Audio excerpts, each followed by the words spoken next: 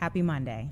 Happy Monday, everyone. And we had quite the weekend here in our city that everyone's still kind of digesting. Of course, thousands of us took in the river dyeing on Saturday morning and the downtown parade on Saturday, despite the cold temperatures outside. It's odd that this time last week, I think we had 70-degree weather. You know, we hit a record last Monday for heat, and now we're talking about things that are so much different than that. But thousands of people also came out on Sunday for the Southside Irish Parade. By then, there was like the mixture of snow and rain that was outside. And of course, that snow has really set in and caused a lot of issues today. Hundreds have been halted at airports today because that snow, it really got going. In fact, we have several different live looks throughout the show today that we'll be showing you of different airports. I believe this is in Atlanta, the Hartsfield-Jackson Airport. Now, of course, we've got a couple of different things that are going on right now, everybody.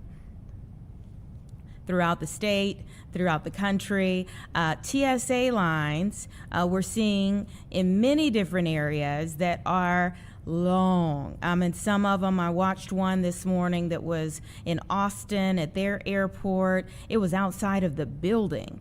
That's not necessarily all related to the snow. A lot of that has to do with the partial government shutdown that's going on right now, and the fact that the TSA agents have now received their second $0 paycheck. And so hundreds of TSA workers have actually quit their jobs, and many more have just been calling out sick to take their sick days while maybe they have another source of income that they're working during that time. Maybe it's, driving Uber or something of that nature, but, kind of maximizing the time for an extra source of income since they are not getting their paychecks right now. Now, of course, whenever we have these government shutdowns, they will get back pay, but your creditors don't wait until you get the back pay. Many of them are looking for that money right now. So many of the agents have either not shown up for work or they have actually quit, and that's become a problem for many different airports as they are seeing long lines. And this partial government shutdown is continuing on. Both sides, Democrats and Republicans. You saw a picture there from the White House a moment ago. They're dug in on this partial government shutdown that we're in right now, and so we're not sure when this is going to lift. We're not sure when the conditions are going to change. But if you think about the fact that there are millions of spring break travelers right now trying to get through airports, and again, that's on top of now the weather conditions changing in many areas. I mean, it looks okay there at the White House, but look here. This is in our area, Schaumburg. You can see, this is not far from O'Hare. This is what they're having to deal with today for our pilots getting up into the air. We have had snow pretty much all morning, and I believe we're expected to have it throughout the day. So the Department of Homeland Security has been forced to really kind of look at this in different ways here. The Secretary Treasurer of the American Federation of Government Employees says they represent 45,000 TSA officers nationwide. And those TSA officers, again, have now been working without pay since the funding for the Department of Homeland Security lapsed on February 14th. February 14th. So, again, this is really dragging on for many of these folks. And now we've got several other things that are kind of weighing in as to what passengers are experiencing at many different airports as those long lines for TSA, Houston, Atlanta, New Orleans, Austin, those are some of the worst thus far. These folks are kind of moving incrementally here through Atlanta's airport. But yeah, many of the TSA officers have called out sick. Several of them have taken second jobs, and hundreds have actually quit. If you think about it, this is the second shutdown in 6-7 months that they've had to kind of try to work out how they're going to make ends meet while they wait for back pay. So for someone that's maybe caught up in the midst of that some of them may have just decided it's been too much for them and to get out altogether, or go ahead and retire. But for others, they're still trying to work it out. And again, now today we have the weather on top of the partial government shutdown. And so this morning at O'Hare, and we're going to check in with our reporters in just a bit, but this morning at O'Hare, we had about 400 to 500 canceled flights. That was just this morning. 400 to 500 canceled flights, several delays as well, and that again weighs more heavily as a result of the conditions that we've had outside. As we give you this live look kind of over Grant Park and Millennium Park, and you just think, yes, at some point in time, we will get to actual spring and summer conditions where people are out there on those pickleball courts and running around downtown and really out and about. Again, people were out this weekend despite the cold temperatures, but you just don't see as much today. When you look out there, you just don't see as much activity out there. So we're going to talk a lot about the weather outside. We'll have our meteorologist come up later. We're going to check in with our own Kasey Chronis, who is at O'Hare, talking more in detail about the travel chaos that so many people are experiencing. We're also going to be checking in, tomorrow, it's not just St. Patrick's Day, it is Election Day here in Illinois. And so I'm sure you are tired of the ads on the air. There's plenty of them.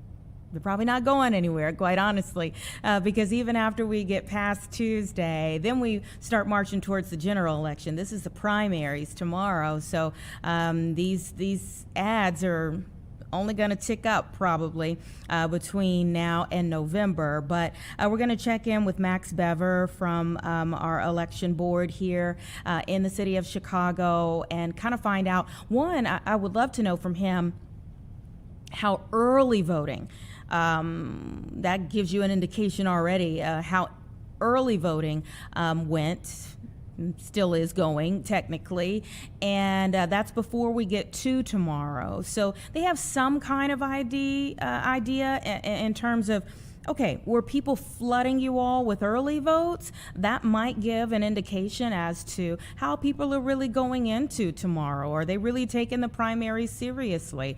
Because tomorrow, when you have primary elections that set up the midterms that go back to, again, taking a look at Washington, the balance of power really lies on those midterm elections. So the primaries will set us up for what we will eventually see. Congress could change. The Senate could change. We shall see.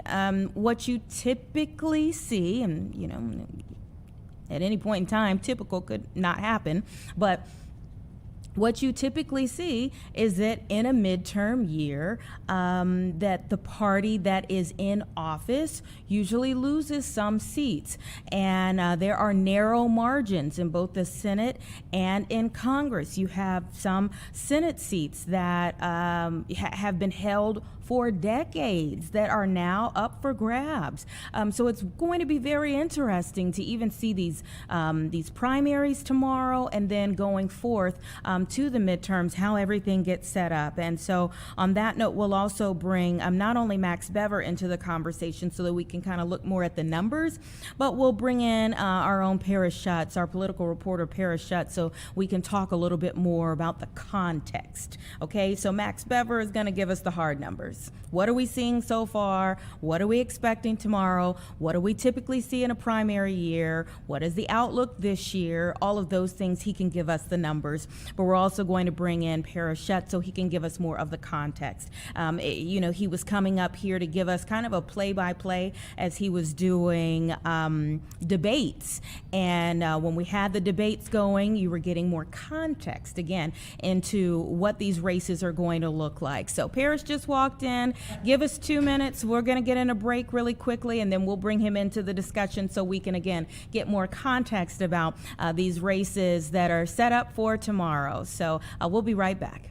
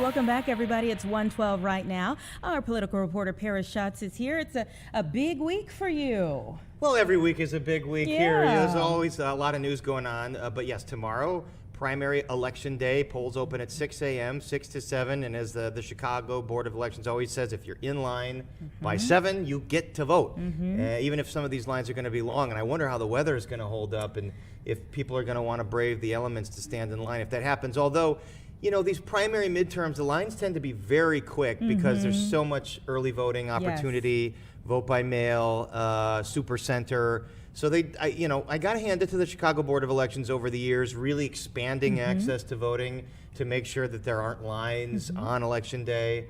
And there are many competitive races, so it does seem like turnout would be maybe a little bigger than normal. But yeah, the snow, boy, that throws a wrinkle into it. Yeah, and we always like to say, like, there shouldn't be any excuse for getting to the polls, and especially with the expanded access to do it early, because you just never know what the weather is going to be like by the time election day rolls around.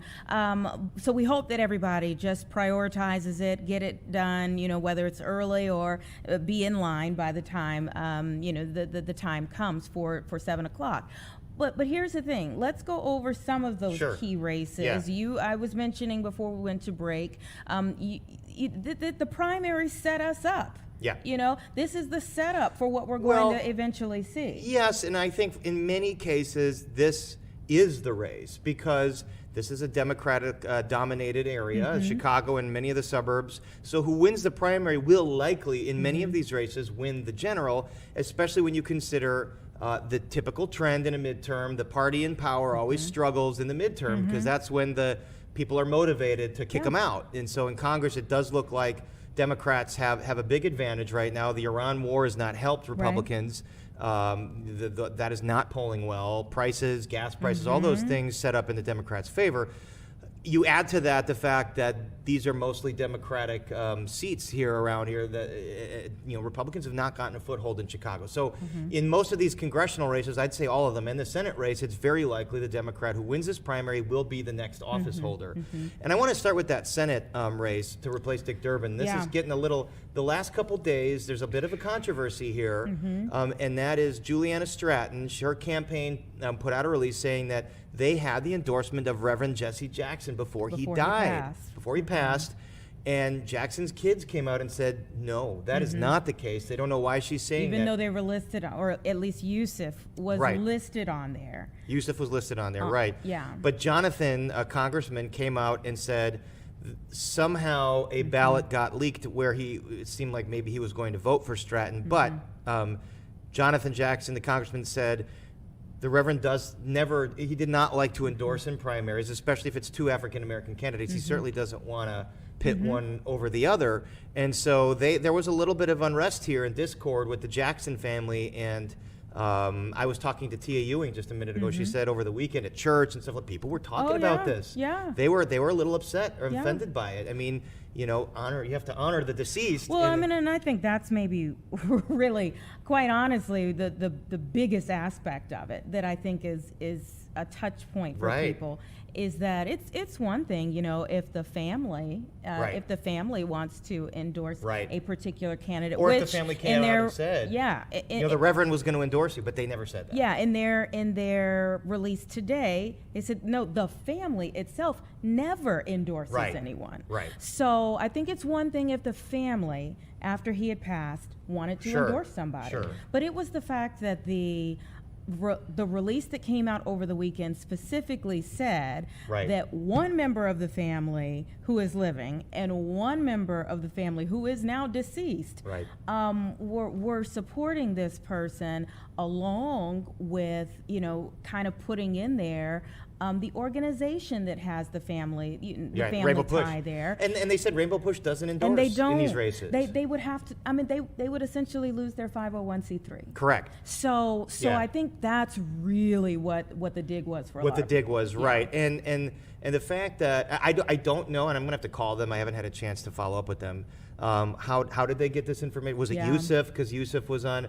Did they misunderstand? Because then Yusuf, I think, came out and basically said, no. He said it was leaked. It was leaked. And then so you wonder, like, a ballot was leaked. How did it get leaked? Yeah. So, will that impact the race? Like Tia said, people talked about it this weekend. And, it seems like Stratton has had some momentum. She's gotten a lot more ads on the air. She's got some of that Pritzker money kicking in. Raja Krishnamurthy, a lot has been written about his fundraising ability, whether he goes too far. Where the money came from. And where the money came from.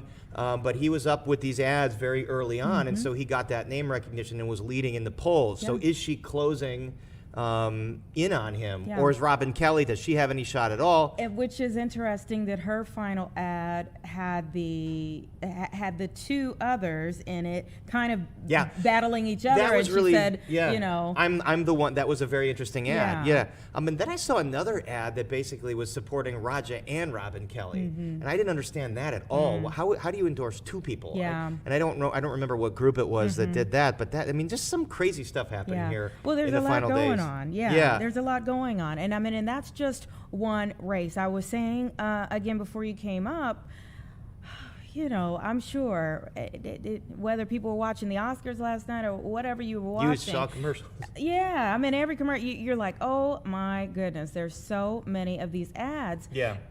And quite frankly, it's still going to go on because, again, this was a primary. Once we get past the primary, yes, some of them may feel more solidified than others, but there is still a general election in November. Right. And there are Republicans. Let's say in the Senate race, there is Tracy, who is the Tracy. I'm blanking on his first name now. Don Tracy. Sorry, former head of the GOP in Illinois. He's running. And then there's a woman named Jeannie Cameron who's also running. And it looks like Tracy has had the lead in that one. And again, it would be a very tall uphill battle for him in a general. And then you got the GOP gubernatorial race, which has been closely watched. Darren Bailey, who ran 4 years ago, Ted Dabrowski, James Mendrick, and Rich Heidner. And there's been a lot of scuttlebutt in Illinois Republican circles about don't vote for Darren Bailey, some people are saying, because He lost. He can't Well, win. yeah, they felt like if you already lost against the Right. same competitor, let somebody else. Let give someone it a else try. in. Yeah. A lot of folks that support Dabrowski have said Bailey should drop out. Obviously, everyone has a chance to run if they file the petitions.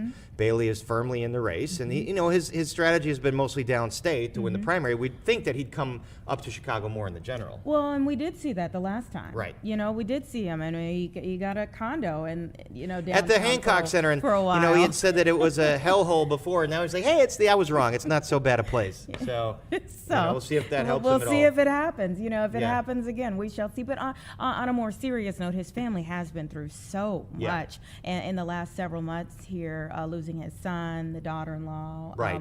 Grandchild, and so I think it even shocked a lot of people that he even That he stayed decided in. to continue to go forward. Absolutely, and he's full charge ahead, and he would say that he has a different perspective. He's got a humble perspective. He said he made a mistake slamming Chicago the way he did. He says it's actually a beautiful city. He's from downstate. It's kind of a different world down there around Effingham, in that area where he's from. But you have to win the Chicago area if you want to have a fighting chance. Yeah, sure. At all in Illinois. Sure. You have to get enough votes in this area. Let's go to Jan Schakowsky's seat. Right. Weird stuff happening here It's a too. very interesting race as well. Yeah. So this is the 9th congressional district. She's retiring, stalwart. We've got the front-running candidates: Daniel Biss, the mayor of Evanston; Laura Fine, a state senator; and Kat Abogazala, who's gotten a lot of attention as an influencer. Remember, she was indicted, activist. an activist. She was indicted for her actions at Broadview. On video, viral video, getting thrown to the ground after blocking a vehicle. And she was a part of the group whose charges then were, several of them. Some have of them been were dropped. Yeah. Right. Yeah, and for obstructing the immigration action, and she has the support of the progressive community. Very hard on Israel, very pro-Palestine. And she is Palestinian. She's Palestinian. It seems like she's had some momentum because what's interesting here is what's been a big issue here is in all these races, the outside special $35 million or more spent in Illinois, by special interest, national special interest to try and impact who goes to Congress, namely the big ones: AIPAC, the Israeli lobby, crypto interests, and AI interests. They don't want folks regulating them, it seems like.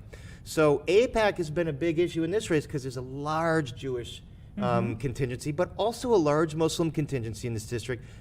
To me, one of the most diverse I was going to districts say it's a very diverse you could ever district, be in. yeah. And so Abogazala is trying to get that very far left progressive lane. I mean, they all call themselves progressives. And what's interesting is there's another progressive who's not polling quite as high. Her name is Bushra Amawala. She is a school board member in Skokie. And AIPAC put out an ad that praised Amawala. Now, you'd think, well, AIPAC and Amawala's been hard on Israel, very pro-Palestine. You'd think, well, why is AIPAC supporting her? Because it seems like they want to siphon votes away from Kat, which means maybe AIPAC has some polling or has some knowledge that Kat Abogazala is presenting a threat to either Laura Fine, who is the candidate they endorsed, or Daniel Biss.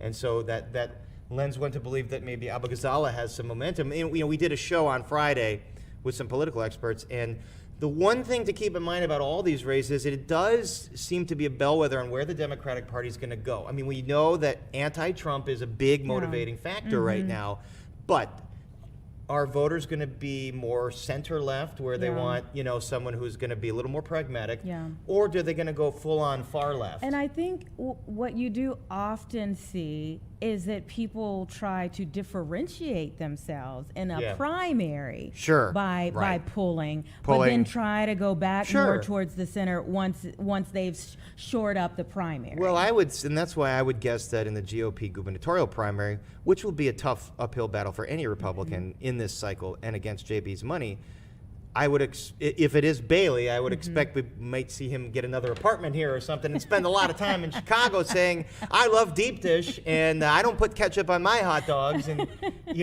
because you're going to have to tack a little bit to the middle. Yeah. But then, Juliana Stratton in the Senate race has taken a more far left. She's gotten the Pritzker money. She had a very, F Trump commercial. Do people like that? Is that what do they want just a very boots on fire campaign, or they want Robin Kelly on our debate, I would say, try to take the more diplomatic approach. I mean, they all want to abolish ICE. They're all anti-Trump, but Robin Kelly's, you got to work with Republicans. You got to get bills passed, and I've already done that. You can't just go out and say slogans or raise the minimum wage to $25 when you know that couldn't happen. Which I think you could see there in any time that the three top contenders, let's say that, for that particular seat have been on the same stage. That you could see there are two who are already in Washington. Right. And so their wording, such as what you just mentioned, comes from the fact they're already having to do that in Washington. I mean, both of them, amid all these terribly partisan battles, there is bipartisan legislation that happens. They actually do agree on many things that don't make the news a lot. So Krishnamurthy and Kelly have experience with that for sure. Stratton, a lieutenant governor, that role is undefined, and she's talked about leading the charge for, protecting women's rights and abortion access here. She says she's worked very closely with farmers, and that was part of her portfolio as lieutenant governor. So she does have legislative experience too, and well, all three of these top candidates have quality public experience. It's not like someone is just coming right out of the blue and saying, I want to go to the top, and we've seen that, and and it happens, but I'd say 80% of the time you got to start and get some experience under your belt, then go for the big offices. I'm not quite sure that people really see that as what needs to be done anymore. Well, I do think that is a You're right. shifting societal perspective. It's a shifting societal perspective. I mean, Donald Trump was a celebrity. Correct. He was not he is now a politician, but he didn't go to the school board. He didn't go to the school board. No. And work his way up from the school board. No, who could you imagine that? But Kat Abugazala doesn't have experience. She's going to, so if voters choose, they could say these other candidates, Daniel Biss has lots of legislative experience, tons of it. Laura Fine, lots of it, tons of it.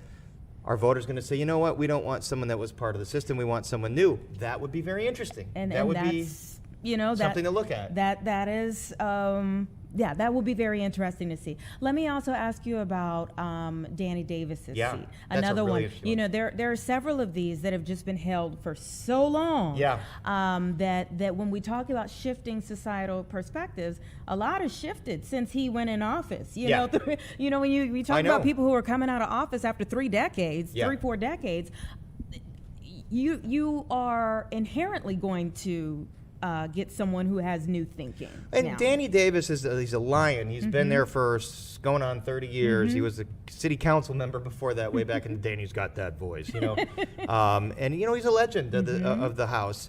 But he had gotten the last few cycles a challenge from the left. The progressive community was sick of him, and they thought that he wasn't progressive enough. Keena Collins had run against him, and she's running again. But it does seem like Melissa Conyers-Ervin, who's the city treasurer, has gotten a lot of momentum, ads. She's gotten some of that AIPAC support again, some of that outside money we're talking about, that, man, they are really trying to make a play here all over the country. Conyers-Ervin's got some controversy, though, as the city treasurer. Dane Placco reported on her.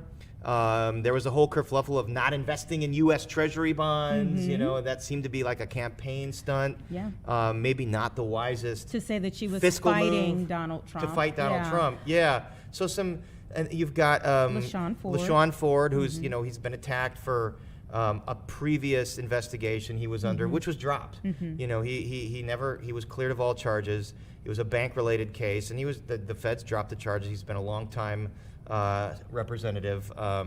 And you've got a guy like Anthony Driver's a really interesting guy. He's an SEIU member, but he has led the Citizens Police Accountability Board, CCPSA. And he is a progressive guy, but I've seen him working with the FOP guy, like trying to find common ground on police-related issues. It's a very interesting experience. Anthony Driver, if he doesn't win this one, he's a name I think to keep in mind. I don't think he's polling really near the top on this one. And other Jason Friedman, who's a developer, real estate guy. This district is much of the west side, but it's also a little bit of downtown, a lot of downtown, and then western suburbs. So it's a very diverse district. You've got every income level here. You've got every ethnic background here. But traditionally seen as an African-American seat, an African-American district. So, where will that vote go, it seems to come down to, in these primaries, name recognition and who has the money to get on the air. And I wish it wasn't about that. I wish it was like, face to face or looking at the issues, but it does seem to be the commercials really make a difference. And if you look at that, Conyers Irvin and LaShawn Ford have been the ones that have been up there a lot. And when you talk about name recognition, there is another Jackson yes. Who is running Yes. for office again. Yeah. And that is a crowded field as well. It's an absolutely crowded field, and it's the 2nd congressional district. So another very diverse, district drawn to kind of advantage Democrats, but traditionally has been a south side of Chicago and south suburbs, like Linwood is where Robin Kelly's from, Park Forest and Flossmoor and Homewood and all that stuff. And the south side goes all the way down to Danville, but again, seen as a traditional African-American seat. And so you got Jesse Jackson, Jr., who held that seat, and then of course got convicted federally for the misuse of campaign funds. And this was a bombshell case, and he's atoned, he's apologized, he said, give me another chance, and we'll see if voters do that. You've got Cook County Commissioner Donna Miller, who has received support from AIPAC once again. And then you've got Robert Peters, who's more of a Bernie Sanders-style progressive state senator from Hyde Park. So very interesting, different lanes here in this race. The name recognition, I think, with Jesse Jackson means a lot. I will say, think the funeral service for Reverend Jackson gave Jesse Jr., not that it wasn't a heartfelt tribute, but gave him an opportunity to be in play, in the news. In the spotlight. Yeah, for sure. And is that going to help him? Donna Miller, we're looking at an ad, I think, on Fox 32 right now. Donna Miller, she's gotten a lot of AIPAC money. Then there's her on our set, on a debate in that ad. Anyway, watching the TV screen here. And Robert Peters, who's a progressive, who's gotten attacked by crypto and AIPAC. So it's like these special interests, they've come into these congressional races. They've started these front groups called Fair Shake or Affordable Chicago Now or Elect Chicago Women. They try to be innocuous. They try to sound generic, friendly. But when you dig into who is financing and who is running these PACs, there's clear connections to these big special interests. Well, tomorrow's going to be a busy day for you. Yeah. It should be a busy day for everybody at home, too. Make sure you get your votes in. And it comes down to who turns out and votes. Absolutely. It is not about the special interests. It's not about, this is a chance for people to prove it's not about those big things like the money and the special interests. It's about the neighborhoods. It's about the community, and it's about who you want representing your community. We'll see what happens tomorrow. We'll have analysis throughout the day and night, so make sure you're tuning in for it all. But hit those polls, okay? All right, 132, thank you so much for coming up. Souls to the polls. Let's take a quick break and we'll be right back.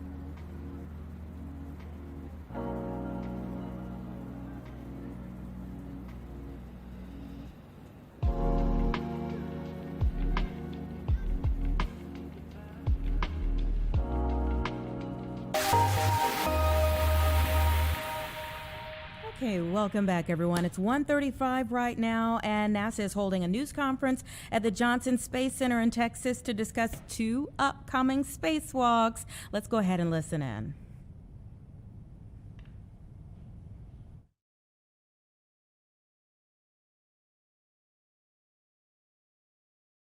We need to do outside, and then we do the training on orbit. So there's less of the practice this specific thing in the NBL over and over again, and more of I know how to do these things, and it applies to all of these different possible options outside of ISS.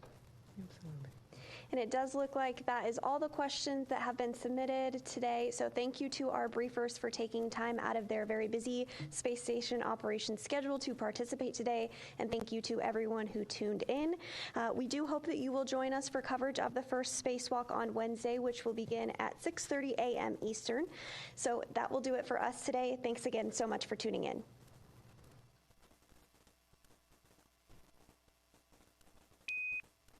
Well, unfortunately, we got to that press conference a little late, so it's already ending. We were hoping that we'd be able to learn a little bit more, but just so you know, again, they have 2 spacewalks that are coming up, 94 and 95 outside of the space station. They are anticipating conducting the pair of spacewalks beginning Wednesday, as she was saying there at the very end, outside of the International Space Station to prepare for the installation of the 2 rollout solar arrays that they are getting ready for. So again, they were just giving an update on things from the Johnson Space Center there in Houston, but we do expect that Wednesday will be the big day. NASA astronauts Jessica Meyer and Chris Williams will be conducting Spacewalk 94, and they're going to be exiting the orbiting laboratories Quest airlock to prepare for what they're doing there for that spacewalk. It'll be Meyer's 4th spacewalk, and it'll be Williams' 1st. So a little bit of that mix and some experience, and one person who's done 4 or 3, but this will be the 4th, and then another person who's going up for the first time. And then for Spacewalk 95, 2 astronauts will be preparing the station's 3B power channel for a future installation that's going to happen, and they're going to be providing some more information a little bit later on about that. But it's a really interesting time for NASA. Of course, you know, they tried to get these going last month and couldn't. So now we're a little delayed, but still moving in the right direction here. Now that we're seeing that Wednesday is the target date here, scheduled for Wednesday. No, it wasn't last month that they were supposed to go up. It was January when they were scheduled for January. So a little bit delayed, but again, moving in the right direction here. Their target dates were just adjusted.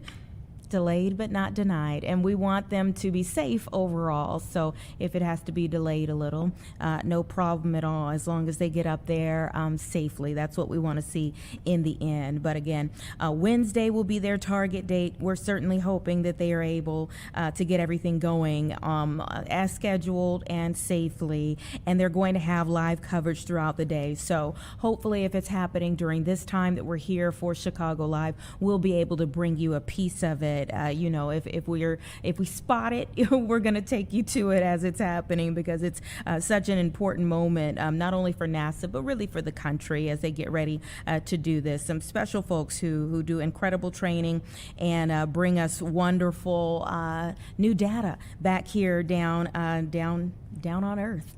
Pretty interesting stuff that they're able to do.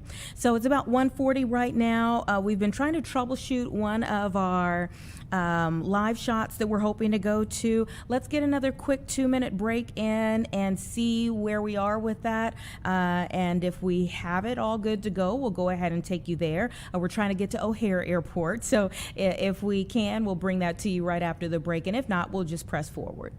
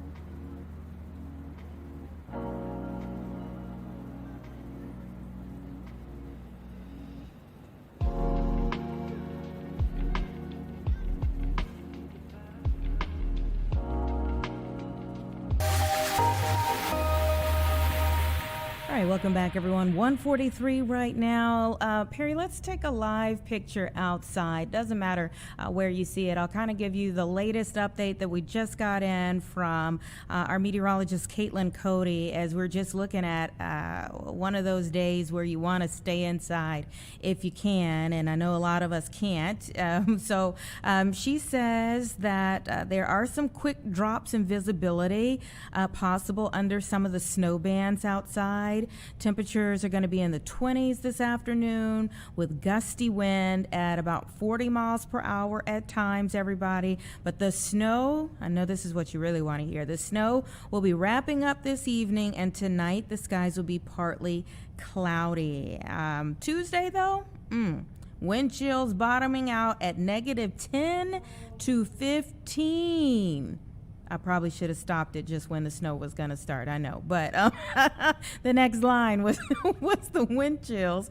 So again, Tuesday, we're going to get some wind chills of -10 and -15. And there is a chance for snow Tuesday night and to early Wednesday morning. So let's just get those big coats out, everybody, and be prepared to use them for a little bit. There is a warm-up on the way.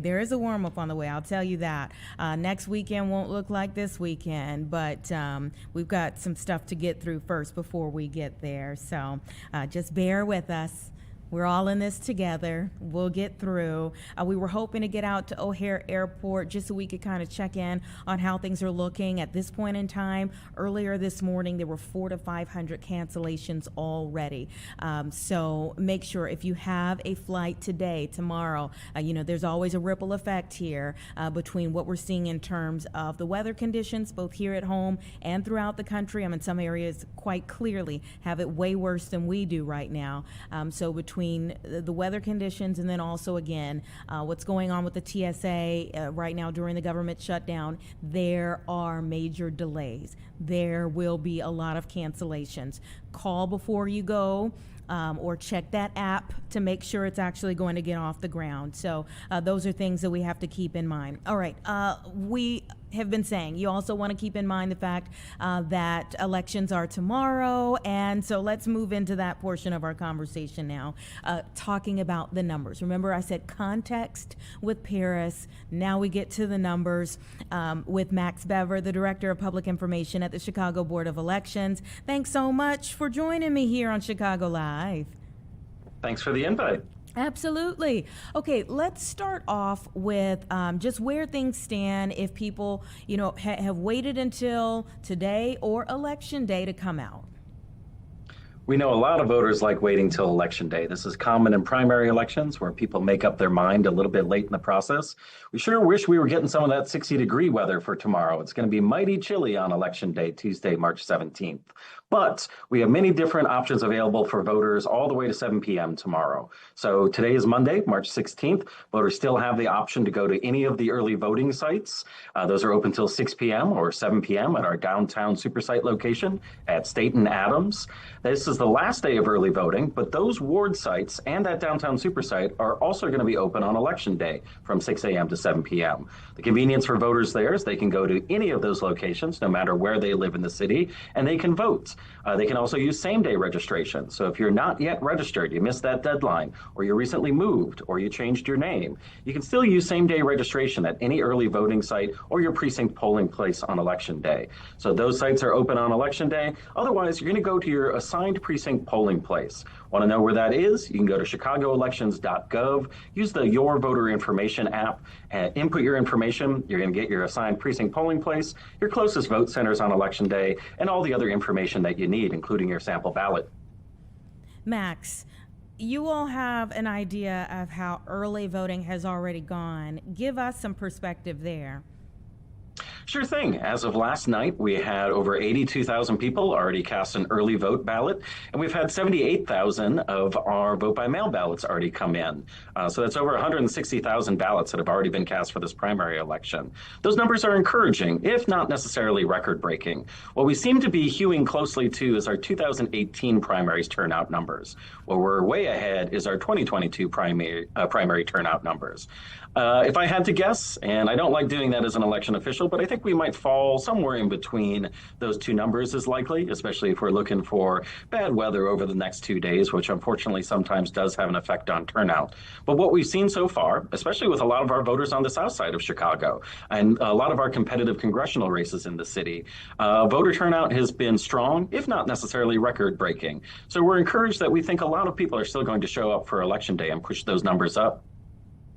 And can you talk a little bit more about the difference in what we typically see for primaries versus general elections? Sure thing. Primary elections are our least popular elections, unfortunately.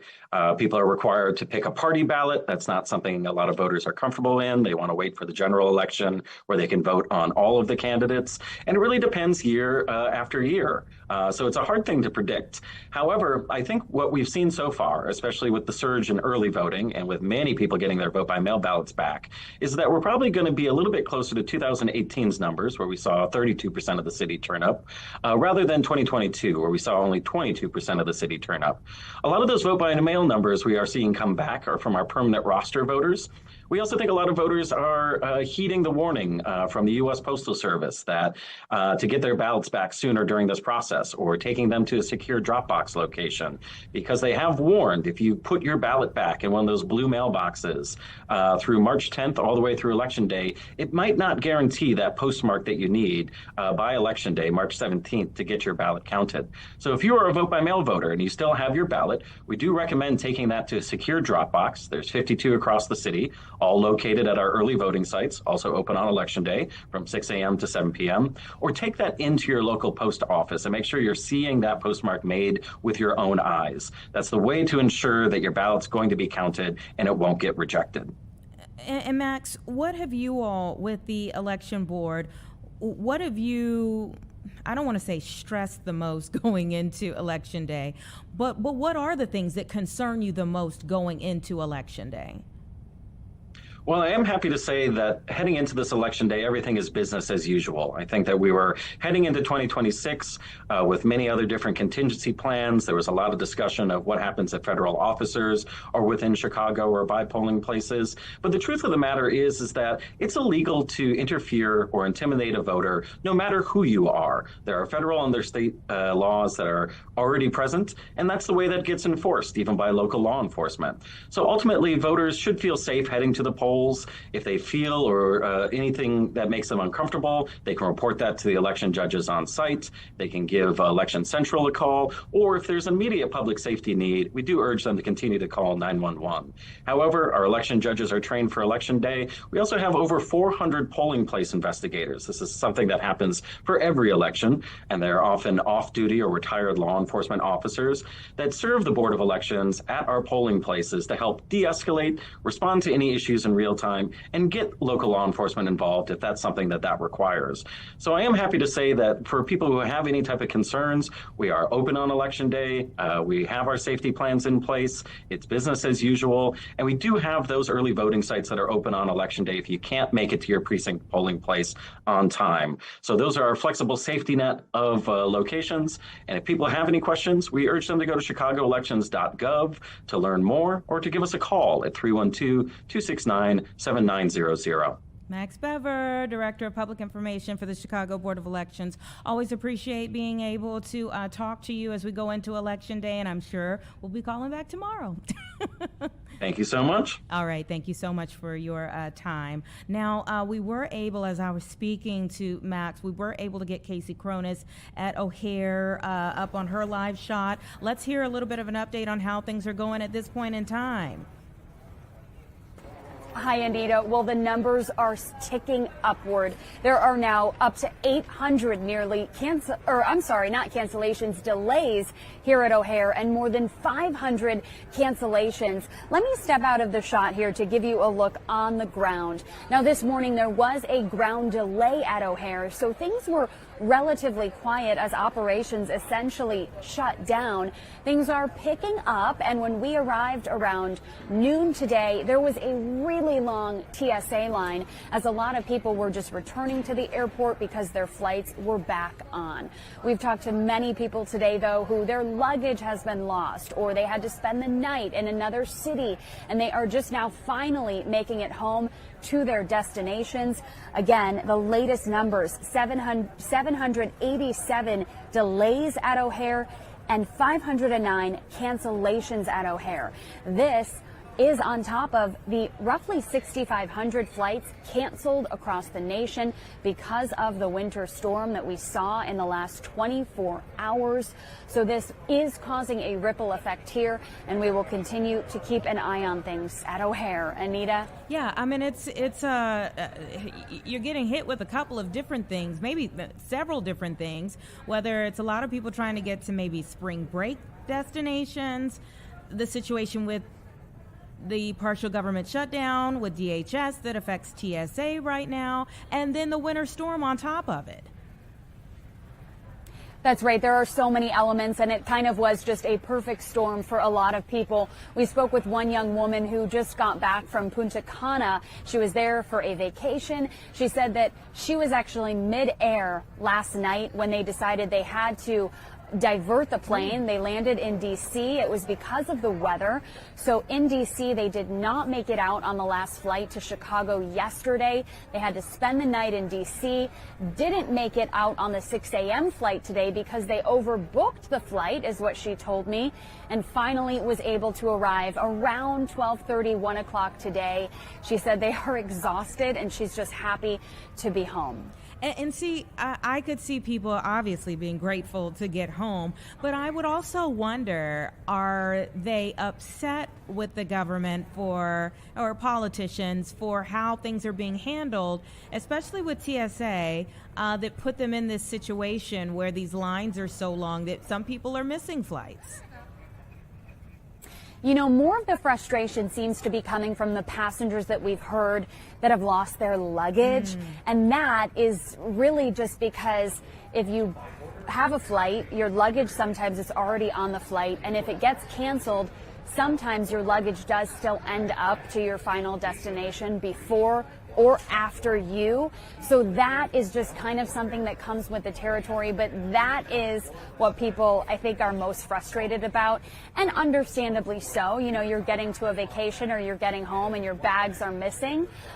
Never fun, but we haven't heard any frustration toward the government or toward TSA in particular. TSA agents working hard to get people through the line, and I will say the line did move very quickly when it was extended quite long here. And then, you know, there's the advice of, okay, how much in advance should people actually come for their flights? Like, what are you hearing from the experts about how far in advance people should come? Because I have seen things online where there has been some frustration with people saying, all right, I'm in line, I'm close to missing my flight, but I'm also in line with people who were told come here 2-3 hours early, so now they're in this line with me.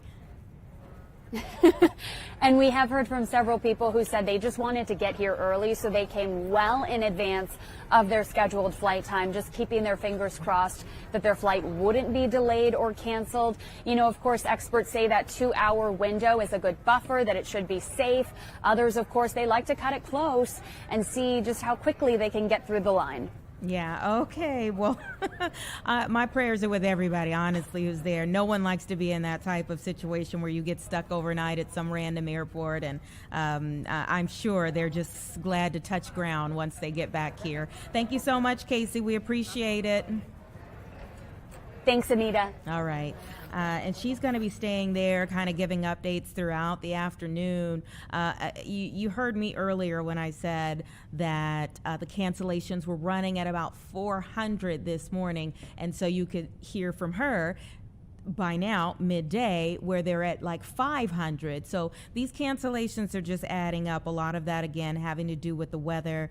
We are definitely by far not the only city, not the only state, not the only major airports that are having issues as a result of that. And then you top it off with those other things, and people are just in several different types of situations that, again, nobody really wants to be in. So everybody just be patient, because it's also not something that any of us have anticipated or really played a part in. So we just all kind of have to navigate it the best we can. All right, it's about 1:58 right now. We're going to take a 2-minute break, everybody, and then I'll set you up for where we're going in the 2 o'clock hour.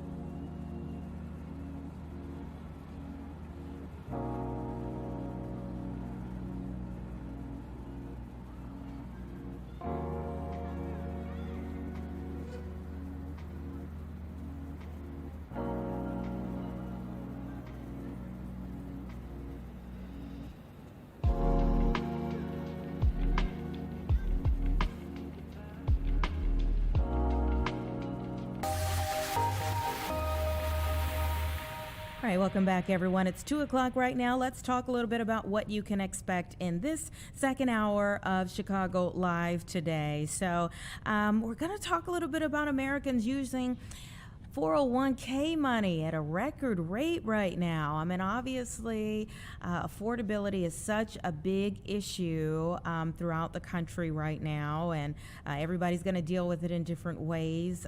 Even, right now with the war in Iran, with the oil prices going up, that affects a lot of other things. So when we do see the prices start to escalate for whether it's gas at the gas pump, or whether it's your groceries, or the price that we see at a restaurant, because whoever has to get the food to them had to pay a higher price. I mean, things do kind of have a trickle-down effect that way. And then you get this, more Americans using their 401k money just to get by day to day. We'll talk a little bit more about it with an expert. We're also going to bring in one of our very own from our sports department, Chris K, so we can talk about March Madness. This is the time. I watched the Big Ten championship yesterday. What a game between Michigan and Purdue. All signs were pointing towards Michigan going into, I think, the tournament overall. I think they were like 31-2 maybe going into the tournament, so they were by far the odds-on favorite. Purdue put up such a great great game yesterday. And so Michigan will still go forward. Illinois will still go forward. Purdue goes forward, of course, because they won the Big Ten championship.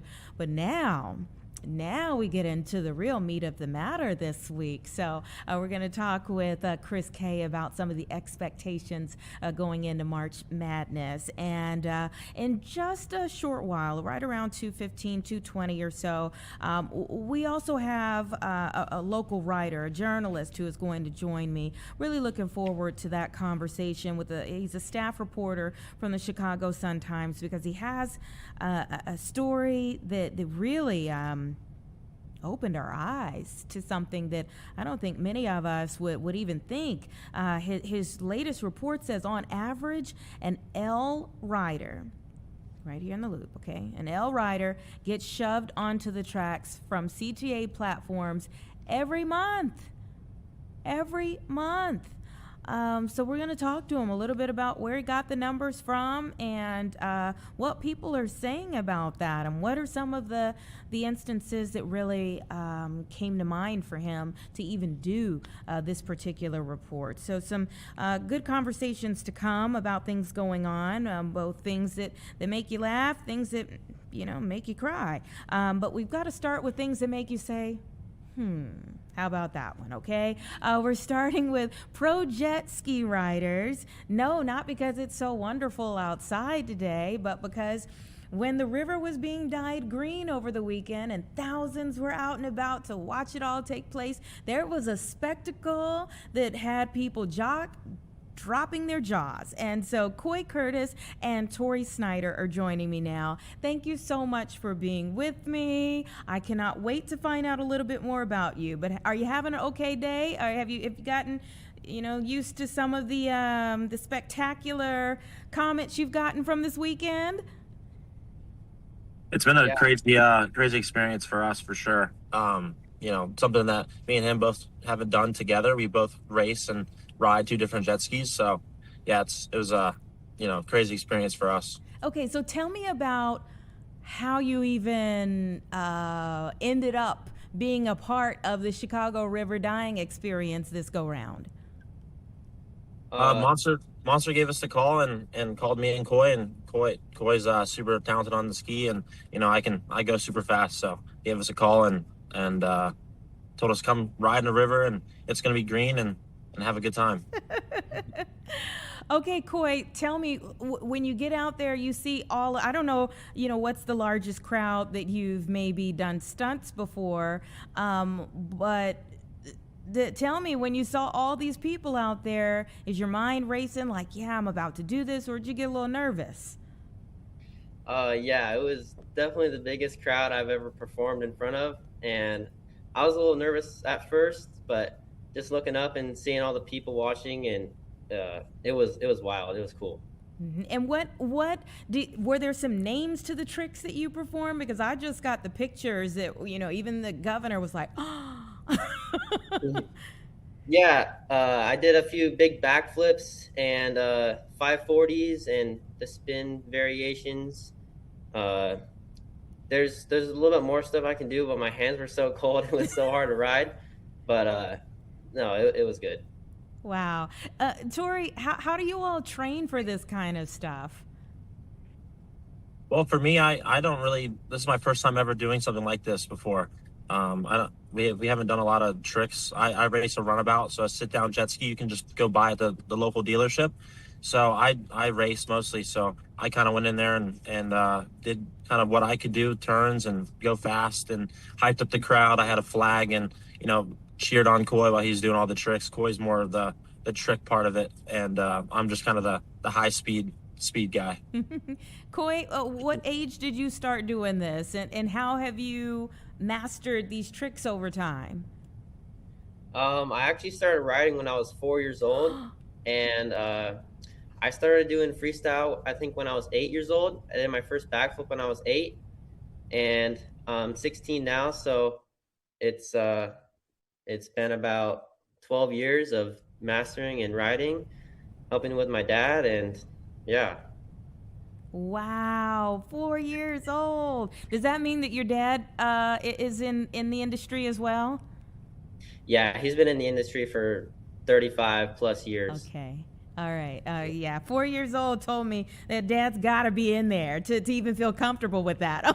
He's got to be very comfortable on the water himself. So where do you all live? Do you live here in the Chicago area, or did you come here for this? I'm actually in the truck right now driving back. I'm in Chattanooga, Tennessee, but I live in Florida. So we're slowly driving back, getting away from the cold, getting back to the sunniness of Florida. What about you, Coy? I live in Lake Havasu City, Arizona. So it was definitely a big climate change coming from 95 degrees to 35 degrees. Oh my goodness, yeah, absolutely. Both Florida, well, even maybe Tennessee. Tennessee might get a little cold this time of year, but Florida and Arizona for sure, much different climates there. And so you all are sponsored by Monster, that's correct? Yes. Yep. Okay, and so does Monster give you all a call and say, hey, like, are you on a tour of some sort, or do you just pop up wherever they call you and say, we're going to do an exhibition? Yeah, they gave us the call, and yeah, I think both for me and Coy, we've never done, a kind of an exhibition show like this before. And, nothing like this has ever happened in Chicago before either. So, yeah, they gave us the call and they said, hey, we've got this thing. We want to film and put on a show for all the people here on St. Patty's Day. And we were like, yeah, let's go. So what are your thoughts now? Now that you have both done it, I want to hear from each of you. Now that you've done it, now that you've come to Chicago, you've seen the river dying green, you've taken a part in it. What were your thoughts on the whole experience? It was absolutely insane. I mean, looking down and seeing the bright green water, it was absolutely crazy, and the crowd was super cool. I think next time I'm gonna try to get my hands a little bit warmer for next time. But no, it was a truly amazing experience. Yeah, for me, it was, I've never done anything like it before. So I've never rode in green water before either. That was pretty crazy. Yeah, I learned a lot about the city and about St. Patty's Day, what it means to the city and all the people that come out. I was surprised on how many people were there. In Florida and Tampa, they dyed the river green as well, copied Chicago years ago. And I go to that every year at home, but it doesn't compare to what goes on in Chicago. Chicago's crazy. It's a party. It's everyone's celebrating, and the green water is insane. It's crazy. Yeah. Did you all take part in anything? In what you can tell me, I'm an auntie, okay? But so did you all, hang out, maybe go to some special places to eat or anything like that while you were here as well? Yeah, for sure. We stayed at this super fancy hotel, and me and my dad got some deep dish pizza one night. It was very good. And yeah. What pizza place did you go to? I think it was called Dough Brothers. Oh, Dough Brothers is good. Yeah. Okay. All right. I had Dough Brothers for the Super Bowl. Okay. What about you, Tori? Yeah, after we got the skis back, we had a long travel back down the river where we launched the skis. So once we got back there, got warmed and put everything away, we'd walked around the downtown area, saw the people, saw the craziness going on. And then later that night, we went to, I think it's called, is it West Loop area? Uh-huh. So maybe that area, me and my buddy went down there and checked out all the pubs and bars and stuff like that. So it was a cool experience. And yeah, I never got to see any of that stuff in Chicago before. So that was cool. Awesome. I'm so glad that you all enjoyed yourselves while you were here. And yeah, the West Loop is kind of always, well, there's a saying, and not everybody agrees with it, but there is a saying that the West Loop is the best loop. Some people say it. So I'm sure you had great fun there in the West Loop. And I hope that you all come back and do this all again. I was out there for the river dying, and I didn't get to see you when you were live. So I kind of feel gypped. Yeah, hopefully we get to come back. That was a super awesome experience. And me and Coy learned what we got to do for next year if we get to do it again. And I think we can put on a crazier show.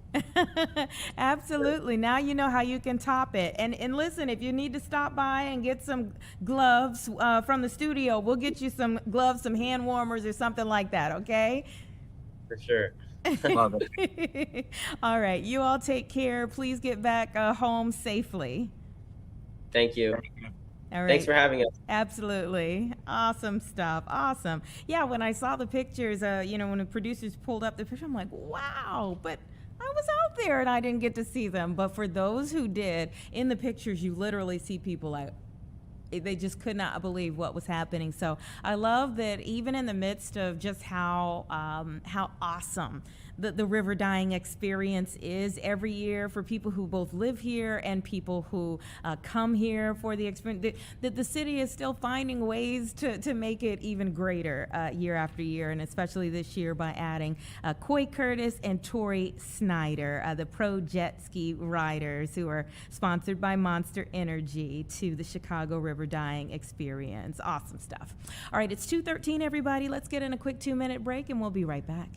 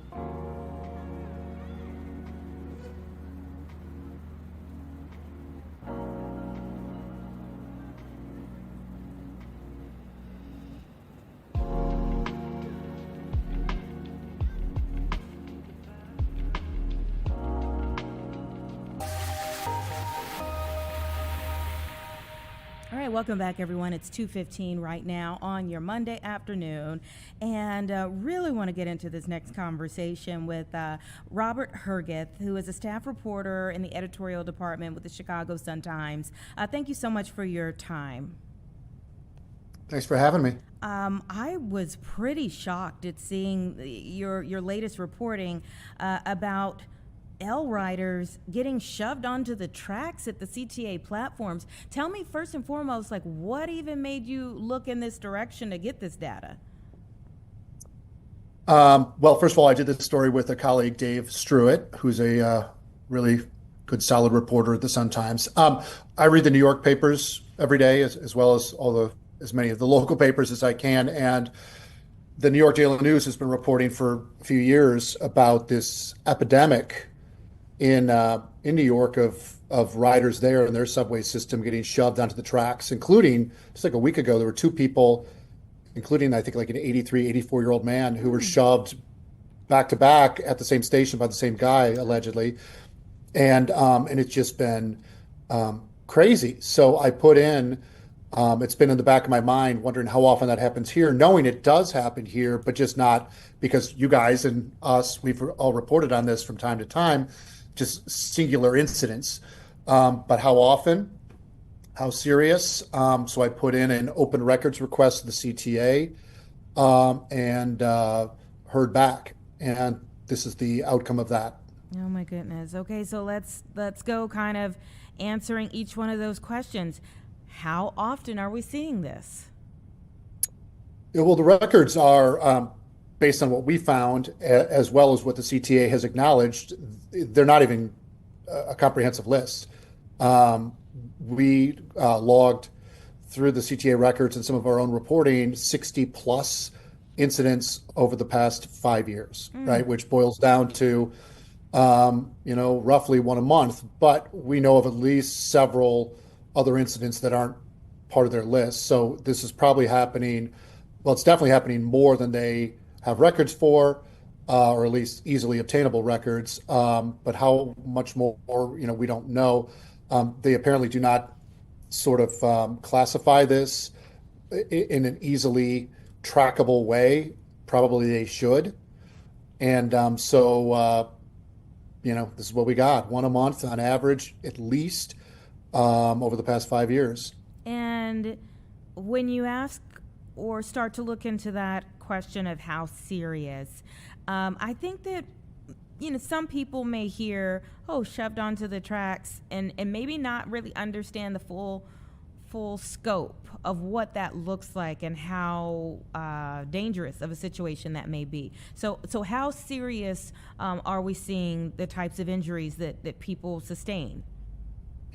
Yeah, well, I mean, thankfully, it sounds like, based on our limited information from the CTA, that nobody was killed in these incidents, but that doesn't mean it's not, incredibly traumatizing for the victims, or that the injuries are not incredibly severe. I mean, there's a guy, the last incident that I know of that happened in Chicago, or the Chicago area, actually was in Forest Park, a west suburb, was a guy boarding 8:30 in the morning, broad daylight, Harlem Avenue, Blue Line stop. Some guy follows him into the station, down the platform, asking him for $1. I don't have $1, blah, blah, blah, blah. And then he hits him, shoves him, and then the guy lands on the tracks with an approaching train. And he fractures, bones on both legs. He's still in physical rehab. And this was a man who, if you read the story, was the lead anecdote. And he's an intellectually disabled man. Sounds like a lovely human, volunteers his time on his off days from working at the grocery store. And, over $1 by a guy who's being held at Cook County Jail, who has a long rap sheet. And, I don't really know the full what all went into his thinking, but it's incredibly sad and unnecessary situation. Wow, that is very sad. All of it. And how far of a fall is that? The family I talked to said I think it was 8 to 10 feet between the push and where this guy landed. I didn't go out and measure it, but it's significant enough. And also keep in mind that, the third rail is, just right there, right? And you touch that, you're gone, you're done, 600 volts. So that's the other thing that, fine, nobody died, but it was right, every one of those cases, somebody could have died. Exactly. Essentially. Exactly. Yeah. Were there some other high profile situations that maybe, made the news, but fit into this particular study? Could you clarify? Some other things that, again, I think sometimes with the CTA, because the CTA is very large, there are a lot of different types of things that may happen on the CTA. So there's a lot of reporting on the CTA, and some things may kind of fall under the radar, may slide under the radar. So were there some other situations, like the man that you just mentioned there, that were more high profile, that would have made it onto the news, but fit specifically into what you're diving into here, which is people who have been pushed onto the tracks? Yeah, I think I get what you're saying. Well, here's what I would say. Yes, crime. I'll say a couple things. First of all, I grew up riding the CTA. Still ride the CTA from time to time. I've covered the CTA. I was a transportation reporter on and off for 20 years at the Sun-Times. Not now, but previous, as well as before that at the Daily Herald. So I have the long view on the CTA. Crime has always been a problem. If you ask the unions, the transit unions, it really got bad and sort of iffy when they took away the conductors, right? There used to be two people on the train, the motorman and the conductor, and then they stripped away the conductors, and then now, generally speaking, it's just one person. And so crime has been a big deal ever since. The clearance rates on the CTA, I have not analyzed it lately, but a lot of the crimes, they don't get solved. Maybe the more severe ones, but a lot of them do not get solved. And then also my colleague Dave Struitt just did a story like a couple weeks ago analyzing the more general crime rates, while the CTA likes to tout that, certain types of serious crime are down. He found that a couple different categories of severe crime are up on the CTA. So, yeah, and also I would say that, me as somebody that follows this was surprising to me in terms of the numbers in the 60 plus, and that's one reason I looked at it. I was just personally very curious, and yes, it's absolutely slid under the radar because, well, frankly, I didn't even think about looking until somewhat recently, but also because there are more serious incidents sometimes that have taken precedent and have probably maybe clouded this. So, now and then the TV and the newspapers will pick up on these incidents as they did on the December 1 incident. But looking at the aggregate, to my knowledge, at least in recent years, that hasn't been done. I've never done it before. Yeah.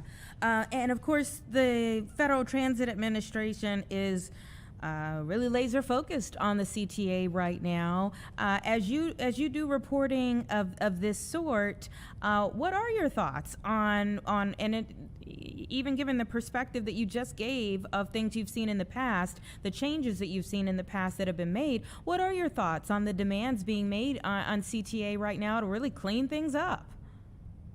Well, it's a really interesting dynamic because obviously the Trump administration, which is Republican, and then, the Brandon Johnson administration, which is Democratic, Trump has been very clearly targeting Democratic-run cities, major cities, strongholds, mostly on the immigration front, right?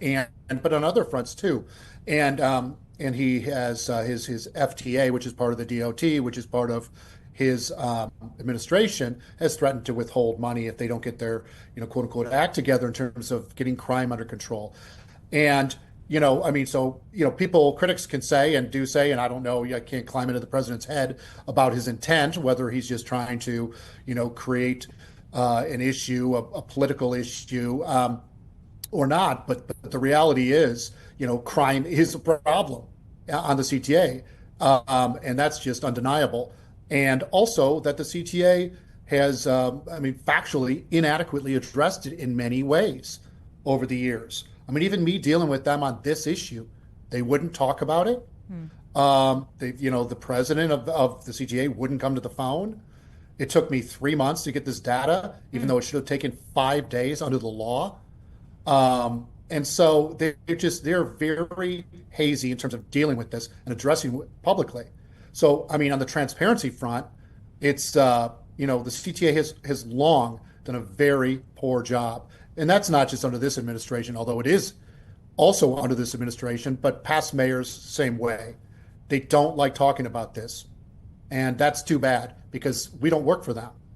They work for the taxpayers. Yeah, that's it. And, then there's the question of how do you turn this around? Is it more conductors? Is it more uniformed police officers? What does that do for a police department that's already, missing 1,000 people? What do you do to turn this around? More cameras? What have you all started to, maybe transition your reporting into what are the solutions?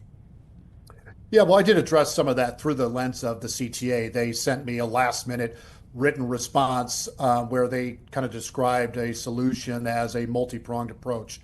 It's like, well, if it were that easy, this would have been resolved, right? But part of what they say, and it is true, which is that dealing with the different societal, social issues that underlie a lot of this, or at least presumably do, the records don't say, hey, some of these offenders are mentally ill.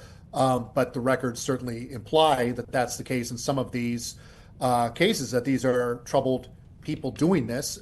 Certainly, a logic would dictate, a random attack of this nature that has no explanation. Maybe there's some mental illness or, problem with the offender. I mean, obviously so, right? So what the CTA says is, dealing with, better security, but also some of the, causation, the underlying, factors that, are fueling troubled people in the streets, maybe altogether. But, but certainly, to me, the reality is that, putting sunlight on a problem as opposed to hiding a problem is at least part of the factor, or the answer too. It's a huge part of it, the transparency issue as well. Thank you so much for your time. Thank you for your great reporting, and I hope to see more of it. Thanks for having me. All right, take care. It's 2:28, everyone. I mean, these are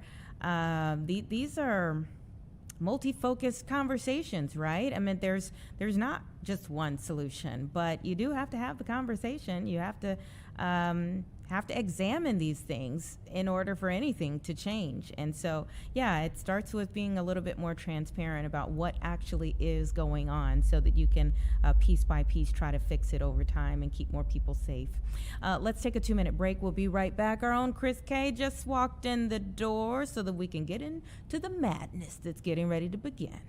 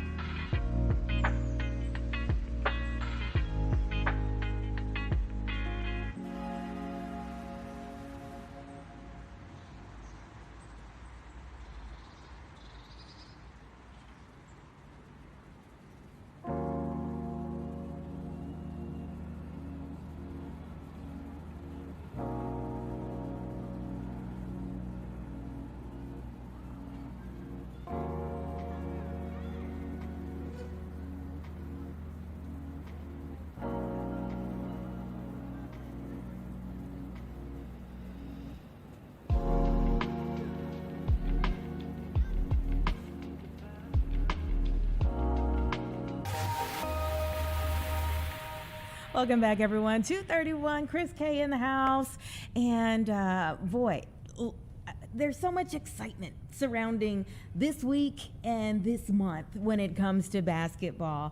Let's first just talk about the Big Ten tournament that was yesterday on Selection Sunday. What were your thoughts? It was not what I expected, because going into the tournament, I didn't expect Purdue to win, because they were kind of struggling at the back end of the regular season. And the week before that, they were at Northwestern. I was at that game too, and they struggled with a really young Northwestern team. And Northwestern made a lot of strides. They really impressed me, especially in the Big Ten tournament. They beat Indiana and basically ended their season. They popped their March Madness bubble, and everyone was like, wow, I can't believe it. I was like, I kind of believe it. After what you saw, having watched the back end of Chris Collins and that team, they're really young. They're just little guys, but they did such a good job of maturing and growing up, and they beat Indiana. They made Indiana basically just not want to be there anymore. It really looked like they were just kind of checked out, and especially after everything they tried just didn't work. And then we went into Purdue, where Purdue got the best of Northwestern. They got the best of Nebraska, and then UCLA, and then they went to the championship game where it was 38 all at halftime. Yeah. And then Purdue scored 38 points right out the gate. It was like it was anyone's game coming out of halftime. And having watched Michigan in their game before the championship game, you're thinking, oh, these guys threes hit from all over the place. You've got like 6 players who are all great at threes. Surely Michigan will come out on top of it. None of their threes were hitting in the second half. Purdue looked great. They did. They looked fantastic. The best part was they had this pick and roll game with Braden Smith, who he balled out. Oh yeah, it was crazy because at the beginning of the game he was struggling. He really struggled. He was 0 for 3 from the floor, and he just ripped his jersey, and he came out from 3 to 41. Everyone's like, my eyes are bad as it is, and I'm still like, am I seeing this right? Yeah. And then he came out and started passing really well. He's got one more assist, and he ties the all-time NCAA record with Bobby Hurley. Yeah. Chris Collins mentioned that a couple weeks ago, where he was like, well, if I allow him to tie the record, my friend Bobby Hurley is going to text me and be like, what are you doing? But it was a lot of fun to watch that. And him and Trey Kaufman-Renn are just a great duo. Yeah. And Trey Kaufman-Renn's like 6'9", 230, and he moves like a guard. It's so impressive, and they know so much about each other. They can like anticipate a lot of their own movements, and that's what you get when you play with someone for 4 years. And that's rare in today's I was about to say, you basketball. really don't see that so much now with the transfer portal and NIL and all of that. People who stay one place for 4 years. That is true. Okay, so now we've got our Big Ten champion that ended up being Purdue, and Selection Sunday. Were you surprised by anything once the rankings came out and we knew, okay, what's happening in each one of these tiers? I don't know if surprised was the right word. I would say I kind of validated it a little bit because we looked at, I think it was the West region, where I believe Miami of Ohio was the biggest question. Yes. They were 31-0. Hearing a lot of buzz about them. Yeah, the undefeated regular season, they go into the Mid-American Conference tournament and they lose to UMass. It's a really big upset because no one really didn't expect that. And then now we're sitting here thinking, well, what happens? You know, do you get in the tournament? Because it's a mid-major. Yeah. Usually mid-majors don't have multi-bid leagues, Right. especially in this day and age. But the committee did right by them, put them in as an 11th seed. Good. That is exactly what they should have been. And there are so many coaches like Bruce Pearl that were commentating saying, hey, no, I think Auburn's the better team. And if you played those 2 games, maybe Auburn's the better team, but you Bigger don't know. program. Yeah, bigger But program. is it the better team this year? Yeah, and so I think the committee did right. What I would have loved to have seen is that 11 seed where I think Miami Ohio is playing in that play-in game of the first 4. They're playing SMU, which is a good game, but I think you could have easily put Auburn in that seed too and be like, hey, we're talking about who wins, Auburn, Miami Ohio, just make them play. Just make them play each other, it's fine. But I think there's a lot of validation and vindication. We saw Purdue, I think they were about like a 4 or 5 seed before the Big Ten tournament started. They shot right up to a 2 seed.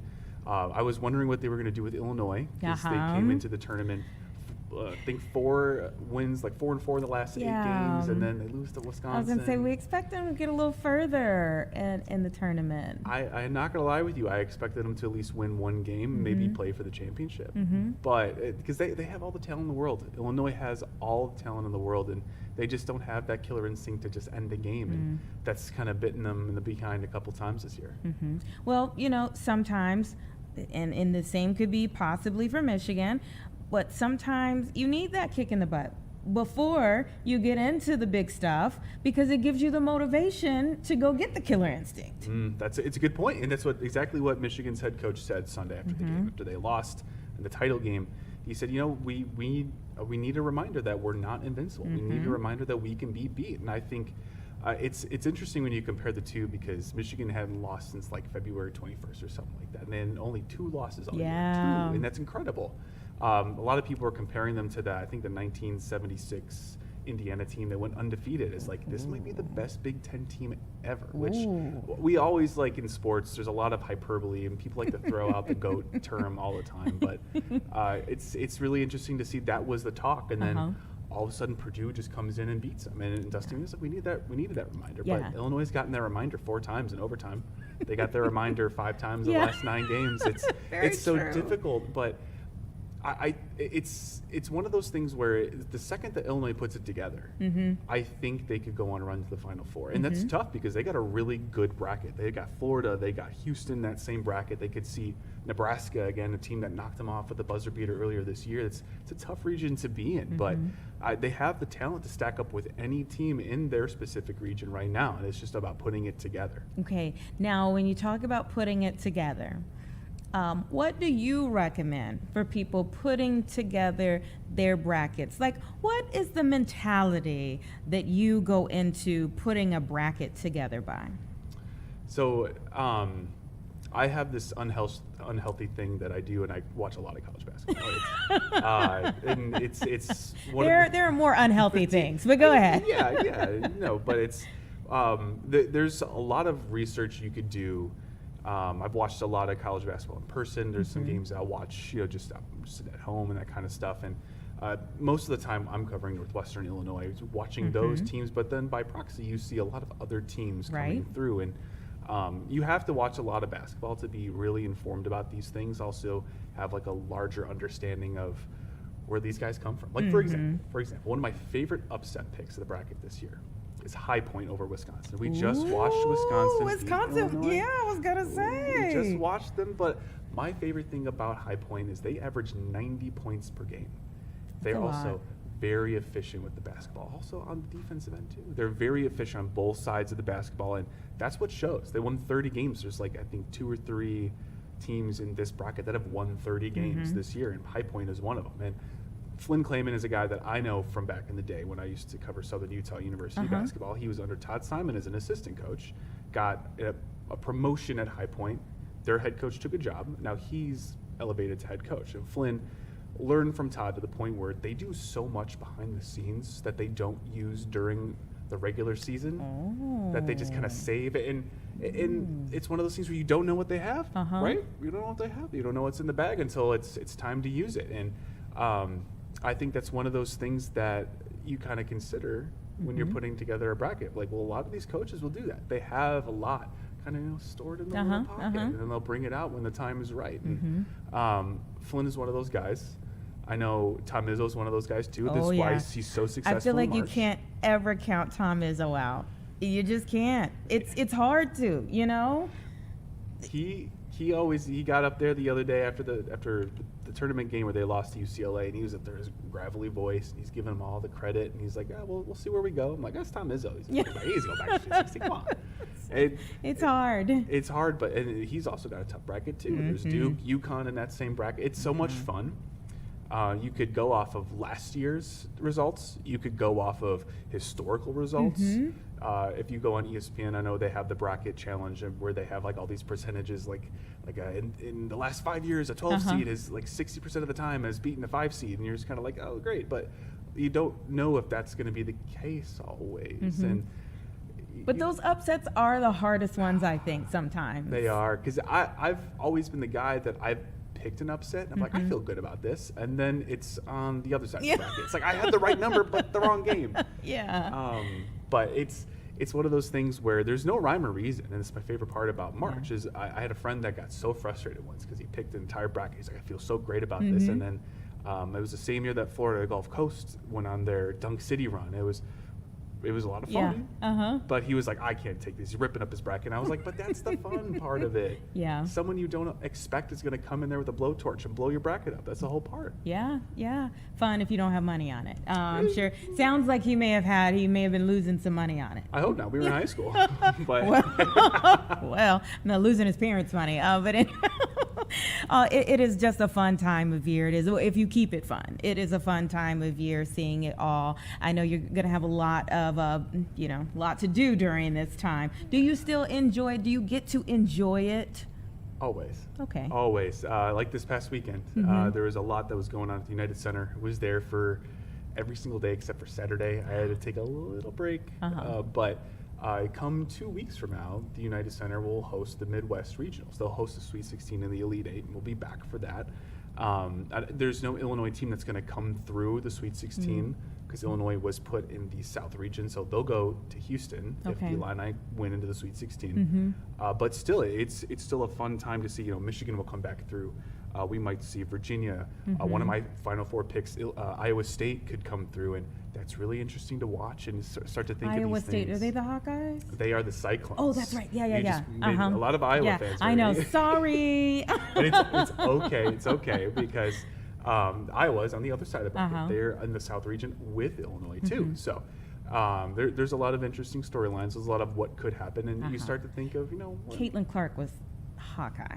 You're right. Yeah. Okay. Oh, yeah. All right. Oh yeah. See, I know your school. I just got it wrong in that.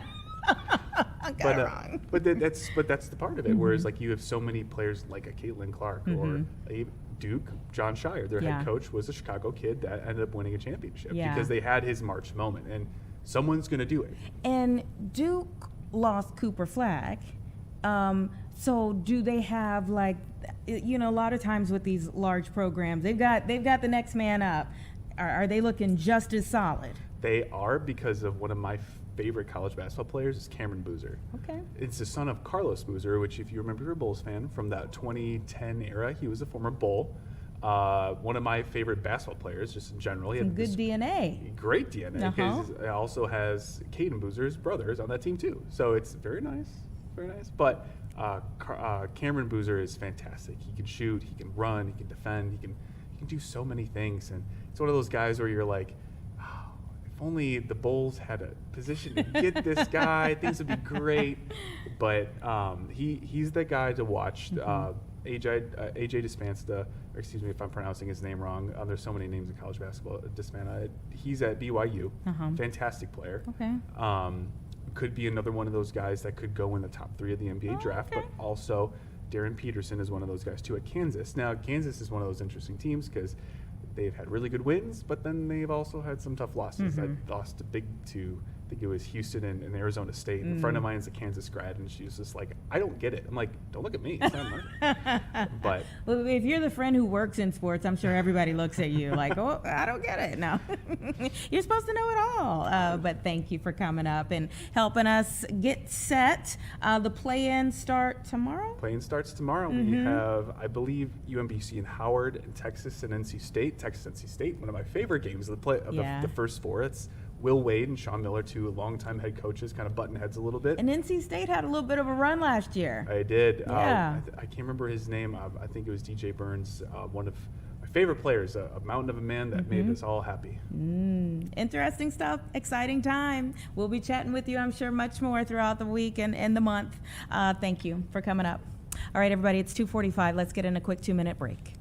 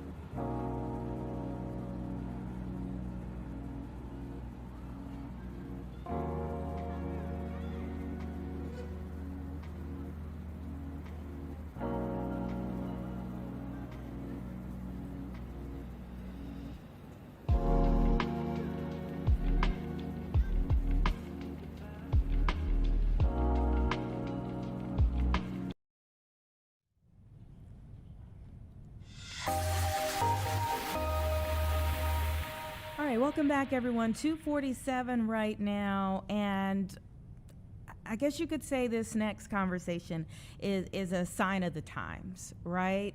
We have talked so much about prices skyrocketing for so many things, and people struggling to figure out how they're going to pay for it all. And so we see that a record number of Americans are allegedly tapping into their retirement savings to make it all work. I want to go ahead and bring in Rebecca Smith, who is the Director of Growth at Benemoney. Thank you so much for your time. Thank you for having me. Absolutely. What was you all's reaction to this new data?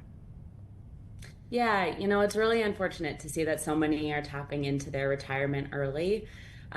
Because it really hurts you in the long run. It's not something that's just going to hurt you now. It'll hurt you long term because we're saving for our future. And if so many are tapping into retirement because they're falling, or into retirement early because they're falling behind on debt payments, including credit cards, their mortgages, rents. Also, there's so many costs that are out of our control, right? Including groceries, gas prices, unfortunately. It's just really unfortunate to see, what the state of the economy is for people to feel that they have to jump into that kind of stress. Yeah, and the age of retirement keeps getting pushed back as well. So, people are trying a lot of different things, whether it be just working longer or in this case, for a lot of people, dipping into that retirement savings, but also not feeling like they have enough saved to retire at, say, 65. Yeah. 57% of Americans right now say that they can't afford a $1,000 expense, and 78% of Americans are reporting that they're living paycheck to paycheck. Which is really alarming, really alarming. It really is. So at what point should people dip into their 401k? In my personal opinion, but also, make sure that you're working with a financial advisor on this as well, is that if you can avoid tapping into your 401k at all, that is a really good recommendation, because there are so many other options out there now of different ways that you can access secure and affordable cash when you do need it. Mm-hmm. I'm just saying, like, at what point in life, if somebody is planning, and let's say maybe they just really don't know, and they're like, 52, and you're like, oh, well, what's the big deal? What is the age when they should actually hold off until? I would recommend, holding off until you are ready to actually retire, because when you do take money out of your 401k, you have an interest you have to pay on that if it's pre that age. So you have a 10% penalty, and then you also get taxed on it again when you go out to take it out again. So if you can avoid tapping into that until you are ready to retire, and that age is really going to vary, right, depending on the way that you have saved for it up until now. If you can wait until then, though, that would be the best advice. Mm-hmm. You mentioned there are alternative ways to maybe cover some things. What would you say are some effective ways to do so? Yeah, so there's three pretty common ways. We obviously just talked about 401ks. Two other common ways are having an emergency savings account, which unfortunately, as we mentioned before, with those stats of 57% of Americans not having enough for a $1,000 expense and 78% reporting living paycheck to paycheck, not as many people as we hope and wish have that emergency savings. But if you do have one, this is a really good chance to tap into it, because this is really what it's for. HELOCs are another way that can be an effective use of getting access to funds, and that's a home equity line of credit, which is calculated by subtracting the amount that you still owe on your home from its current value. And when it's used responsibly, it can be a really quick, useful, and effective form of money. However, your home equity is also one of the most important things that you have, and you might want to protect that. The other option that's becoming a little bit more popular now, and it's definitely much more talked about now, is lending through your employer. A growing number of employees actually state that they do want help from their employer with their finances. a recent study found that 75% of employees wish that they had some kind of financial assistance through their employer. And I'm really excited to see that this is something that people are talking about a lot more, because Benna Money is, one of those options. Mm-hmm. And in that case, is it just money being siphoned from your paycheck to pay it back? It is. So the way that Benna Money works specifically, which is a little bit different than some of the other options like this out there, is that we are a no credit check program, which means that you can get access to a loan without using your credit check to determine your worth. We don't do a soft pull or a hard pull. And you can get access to a small dollar loan that helps pay for those unexpected expenses that you just really weren't planning for. And then it's repaid through automatic payroll deduction, so that with every repayment, you also have an opportunity to rebuild your credit, so that you could eventually get a loan out, rather than tapping into your 401k or a HELOC through your traditional lender down the street. Yeah, and I guess that leads me to ask, how are we getting people out of the situation they're in? I mean, clearly some options kind of dig people further into debt, versus digging out of it. Yeah, I love that you asked this question, because so many people have access to a credit card, right? All of us probably have multiple credit cards, and that's really one of the most vicious cycles of debt that we can get ourselves stuck in, because most people think of their credit card as just, you don't have cash on hand, so let's throw it down on our plastic. But then that also leads to this cycle where it's really hard to get out of that because of the high interest rates that are included. And most people don't have the cash to be able to pay it off within every pay cycle. So then you just continue to pay for this compounding interest. Whereas when you use a loan through your employer, if that's repaid through automatic payroll deductions, that repayment is always happening out of every single paycheck, so that you know that you're repaying that loan, you're still getting access to the funds you need, and you also have access to education so that you can prevent this in the future. Mm-hmm. And I, when you think about the future, what would be your advice, like, for people who just didn't get the education on saving, 401ks, these types of things early, and maybe they need to catch up late? Yeah. I think this is a really good opportunity to take advantage of the free credit counseling that's out there. There are so many different programs out there that do offer free credit counseling. And I know that even if you're in a pinch, right, you need access to cash right here, right now. And so taking the time to sit and go learn how to budget or to save is not exactly the solution you need. But if once you do get that solution, you do have that cash that you need to pay for that unexpected expense, tapping into the resources that maybe your employer offers, right, with education, with credit counseling, is a really useful, use of your time to then start to build from the ground up and start to get yourself into a stable situation with your finances. And obviously everyone's living situation is different, so there's no hard and fast, you need to save X amount of dollars to be able to retire comfortably at said age. But is there a general rule on a percentage or something that you would recommend to people to have saved before they retire? Yeah, that's a good question. I think it really depends on where you live. I think that's a really big factor, right, into deciding what your retirement should look like. And this is where having a financial counselor or advisor is really important, because then you can talk about your specific needs. Because, if there's other things you want to pay for, from if you have children, if you have other plans, right, for your retirement, it's really going to vary person to person. So it's worth speaking with a financial advisor on that. Right, lots of things to consider. Thank you so much, Rebecca, for making time for us today. I hate that it's under these circumstances with so many people tapping into their retirement, but I love whenever we can have a conversation that might help some folks out. Yeah, thank you so much. All right, take care. Everyone, it's 2:56 right now, and there are, as we were just discussing, there are plenty of counselors, financial planners, people who can kind of help you right the ship, even if you've kind of gotten off track with some things or you haven't even started, whatever your age is. No judgment here. But we want to be able to help you out. So make sure you seek those folks out. When we talk about people at a record number tapping into retirement savings, just know there are resources out there that can help you avoid becoming one, or if you have already started to dip into your retirement savings, there are resources out of there so that you don't have to continue, and maybe you can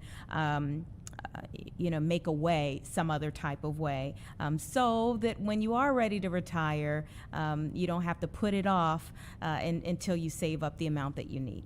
All right, it's 2:57. Let's get in a quick 2-minute break, and then I'll set you up for where we're going in the 3 o'clock hour, our final hour here on Chicago Live today.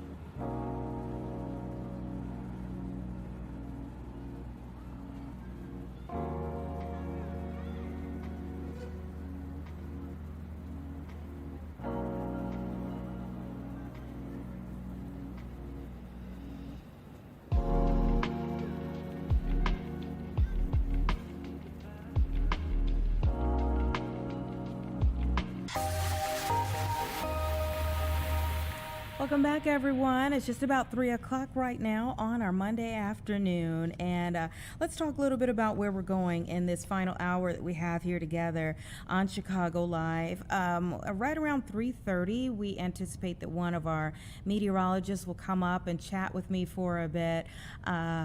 That snow is still coming down here, everybody, right outside of our windows, outside of our studios here on Michigan Avenue.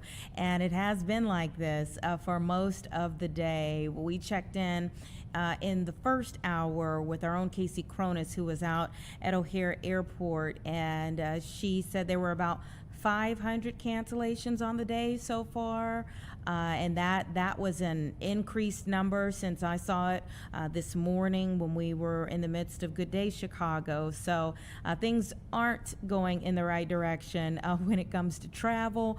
We want everybody to be safe, though. If you're out and about, be mindful of what's going on, not just here at home. And like I said, we've had our snow for most of the day. It's not accumulating, though, like some other areas. There are some other parts of the country, even some other parts of the state that are seeing quite a bit more than we have. I think I got a report of one part of Michigan that was already at 36 inches. So there are parts of the country that are seeing much worse than what we're getting.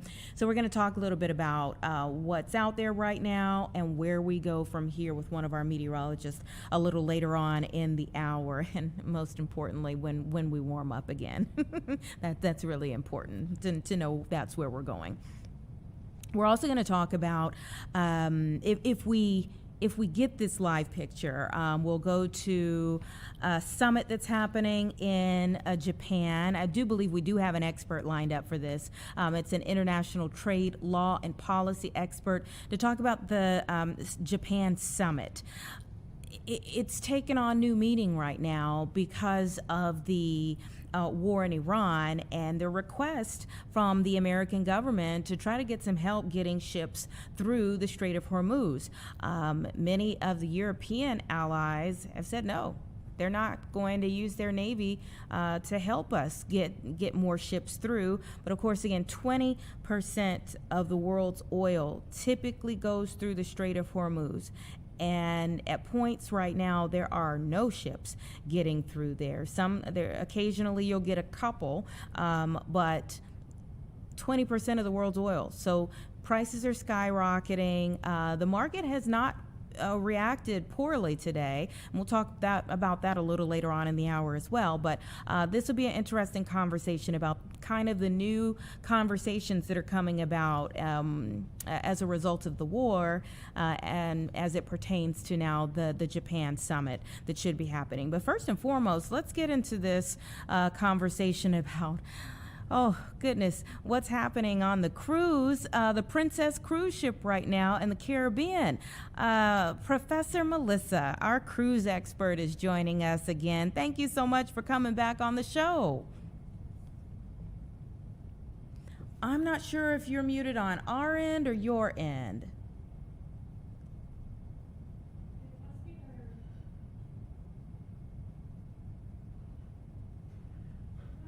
Uh-oh.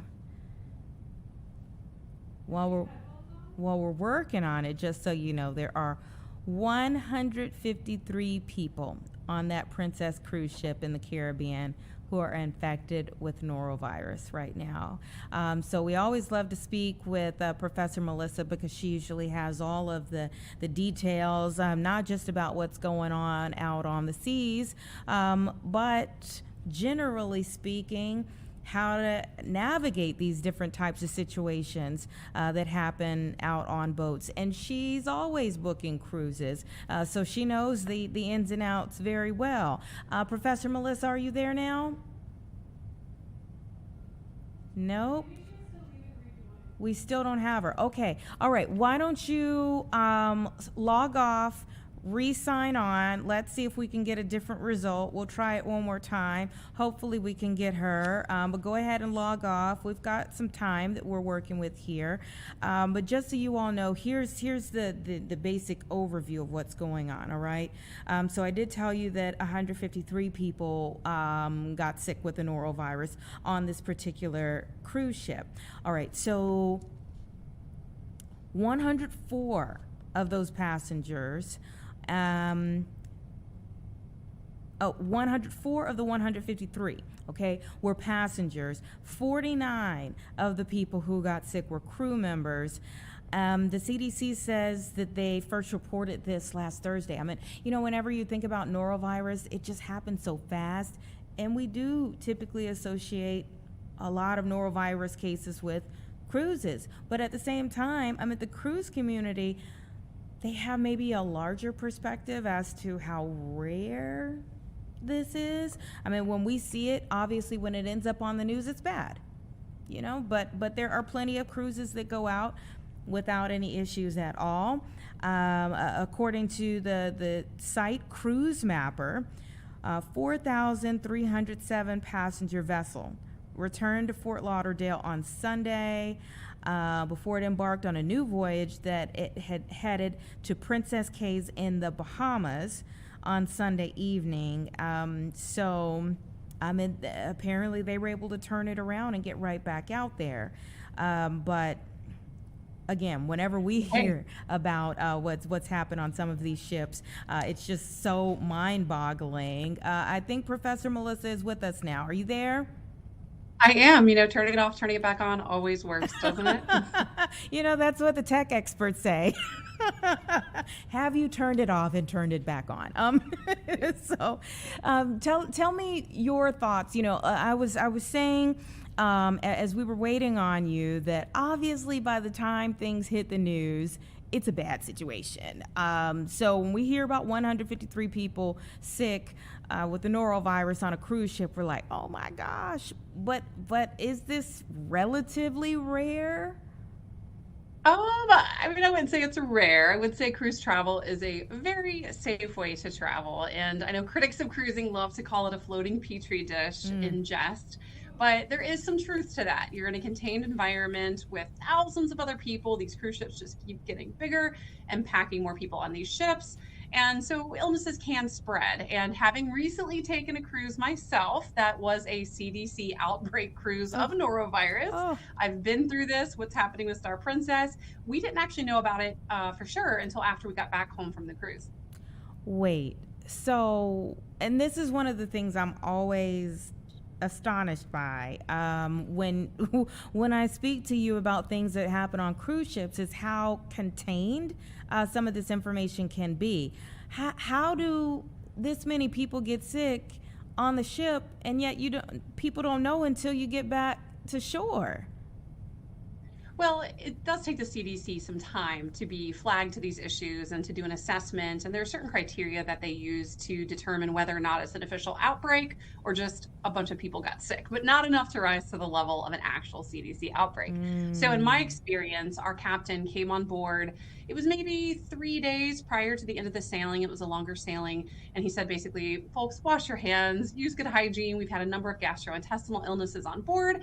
Just be conscientious about these things. And then we noticed the salt and pepper was gone from the tables. The sugar was gone from the coffee shops. And they started putting out sanitizing stations. So there were signs, but it wasn't until after we got home that we learned about it. And in fact, the cruise line never even informed us of it. We saw it on the news. Wow. And when you see it in the news, are you like, oh, or are you like upset that it did take that long for you to get the information and that you got it from the news instead of the cruise line? I do think there could have been better communication from the cruise line, but I get it because sometimes they don't know these things right away. So as I mentioned, they have certain criteria, so they may not have known for certain yet if that rose to that threshold and that level to be a CDC outbreak or not. But it would have been nice to have a notice or an email from the cruise line of, hey, welcome home, just be on the lookout. You know, the sailing you were on was officially designated by the CDC as an outbreak of norovirus. But at that point, you know, we had been home a couple of days. I was feeling fine, so I figured I was in the clear anyway, so I wasn't too worried about it. Okay, so you were in the clear. You know, that was my next question. Like, girl, were you okay? I was fine. And you've got to keep in mind, right? So these numbers look scary. So in the case of this Princess cruise, you're talking 135, 140 people. But when you have 5,000 or 6,000 people on a cruise ship, and the fact that the outbreak numbers also include crew, not just passengers, that's a pretty small percentage. And so I always just encourage folks, whether or not they're in outbreak season or not, to always just use good hygiene. And washing your hands frequently is really important. Don't rely on hand sanitizer because that's not really effective with norovirus, but just use good hygiene, and you can never wash your hands too much. Oh, that's true, for whatever the case is. Now, what do they do to you if you do get really sick on the cruise ship? Is it just about containing the person to their quarters, or is it, you know, they've got to get them off of the boat? So the thing is, a lot of this is kind of on your honor, and this is how these things spread, right? Someone's on vacation, they're in a beautiful place, they don't want to be stuck in their room, and they're out and about. So that's how these things unfortunately do spread. So the responsible thing is, if you do have signs of gastrointestinal illness, to make the choice, wash your hands very frequently, stay in your stateroom. But unless it comes to the attention of the cruise line's medical center, again, it's pretty much an honor system. Now, if you do get sick enough to where you need medical treatment, cruise ships do have med centers on board. I have had to visit one before when I caught the flu on a cruise last year. And that's why it's really important that people have travel insurance, because a lot of times they don't realize their insurance back at home doesn't cover them when they're out to sea. Oh, talk a little bit more about that. I think that's a gem. Yeah, when people are traveling out to sea, if you get sick, you have to go to the cruise ship medical center. It's very expensive, and they think, okay, I've got health insurance at home. I'll just do what I do at home. When I go to urgent care and ER, I'll give them my card, right? My insurance card. Well, it usually doesn't work at sea. And if you do have a health policy that does cover you at sea, you still have to pay out of pocket while you're on that cruise, get all your documentation, go home, and then actually file for reimbursement. So that's why I always recommend every cruiser of every age and every ability, because even the healthiest people get sick. I have a friend whose daughter was 9 years old, had an appendix rupture when she was on vacation. Always have travel insurance. Okay. And how many cruises have you been on? 46. Oh my. And none of this stops you from booking the next one? Well, sickness does stop me from booking cruises because, in fact, I should be on a cruise ship right now, but as you can tell, I'm not. But I had a sickness in my own home with my children that precluded me from going. So, yeah, it's the season. People are going to get sick on land and at sea. Oh, my goodness. But none of this would say, like, I'm done with cruises for you. Absolutely not. Even when I was so sick last year with the flu and I went to the medical center, and that was awful, absolutely awful being sick when you're in a contained room out to sea. It doesn't deter me at all because you're going to get sick. You can get sick anywhere. That's true. And speaking of that, I mean, do you still take it, like, are cruises your preferred method of vacationing, but you still take vacations on dry land primarily, or you know, do you just exclusively cruise? I do it all, but I do love to cruise first and foremost because you get the best bang for your buck. And as someone who likes to do a lot in a short period of time, I love the idea of going to bed, waking up, you're in a whole new country, a whole new protocol. It's pretty awesome. And with the annual travel insurance plan, which is what I have, I'm covered no matter what kind of travel I do. If I do a road trip, if I do a domestic trip, if I do a land trip, a trip on a cruise, I'm covered. So I just do that so I don't have to worry about it. All right. Any other piece of advice you would give people when they see stories like this? I would just say, again, absolutely, travel insurance. I learned that the hard way. I used to take some pretty stupid risks. I went swimming with the sharks in Hawaii without a cage, and I didn't have travel insurance. I look back now and I think, oh my gosh, I was stupid and ill-informed, and I was very lucky. So have travel insurance and don't let it deter you from seeing the world. Again, you can get sick at home just like you can get sick out to sea. Okay, I have one last question coming from in the studio here. What if someone is trying to book a last-minute spring break travel trip? What advice would you give them? Be very patient. This is a very difficult time to travel, and as you're reporting, there are a lot of disruptions. In Chicago, there are a lot of weather disruptions. It's spring break season. A lot of cruises are going to depart out of Florida. Hotels are exceptionally expensive, and they're filled with college spring breakers. And I am a real life professor, so I know all about college students, and my preferred way to travel is not amongst a bunch of them. Amen, sister. Okay. Thank you so much. We always love having you on this show, Professor Melissa. Thank you. Have a good day. Okay, take care. I love her spirit. It's about 3:15, everyone. Let's take a quick 2-minute break and we'll be right back.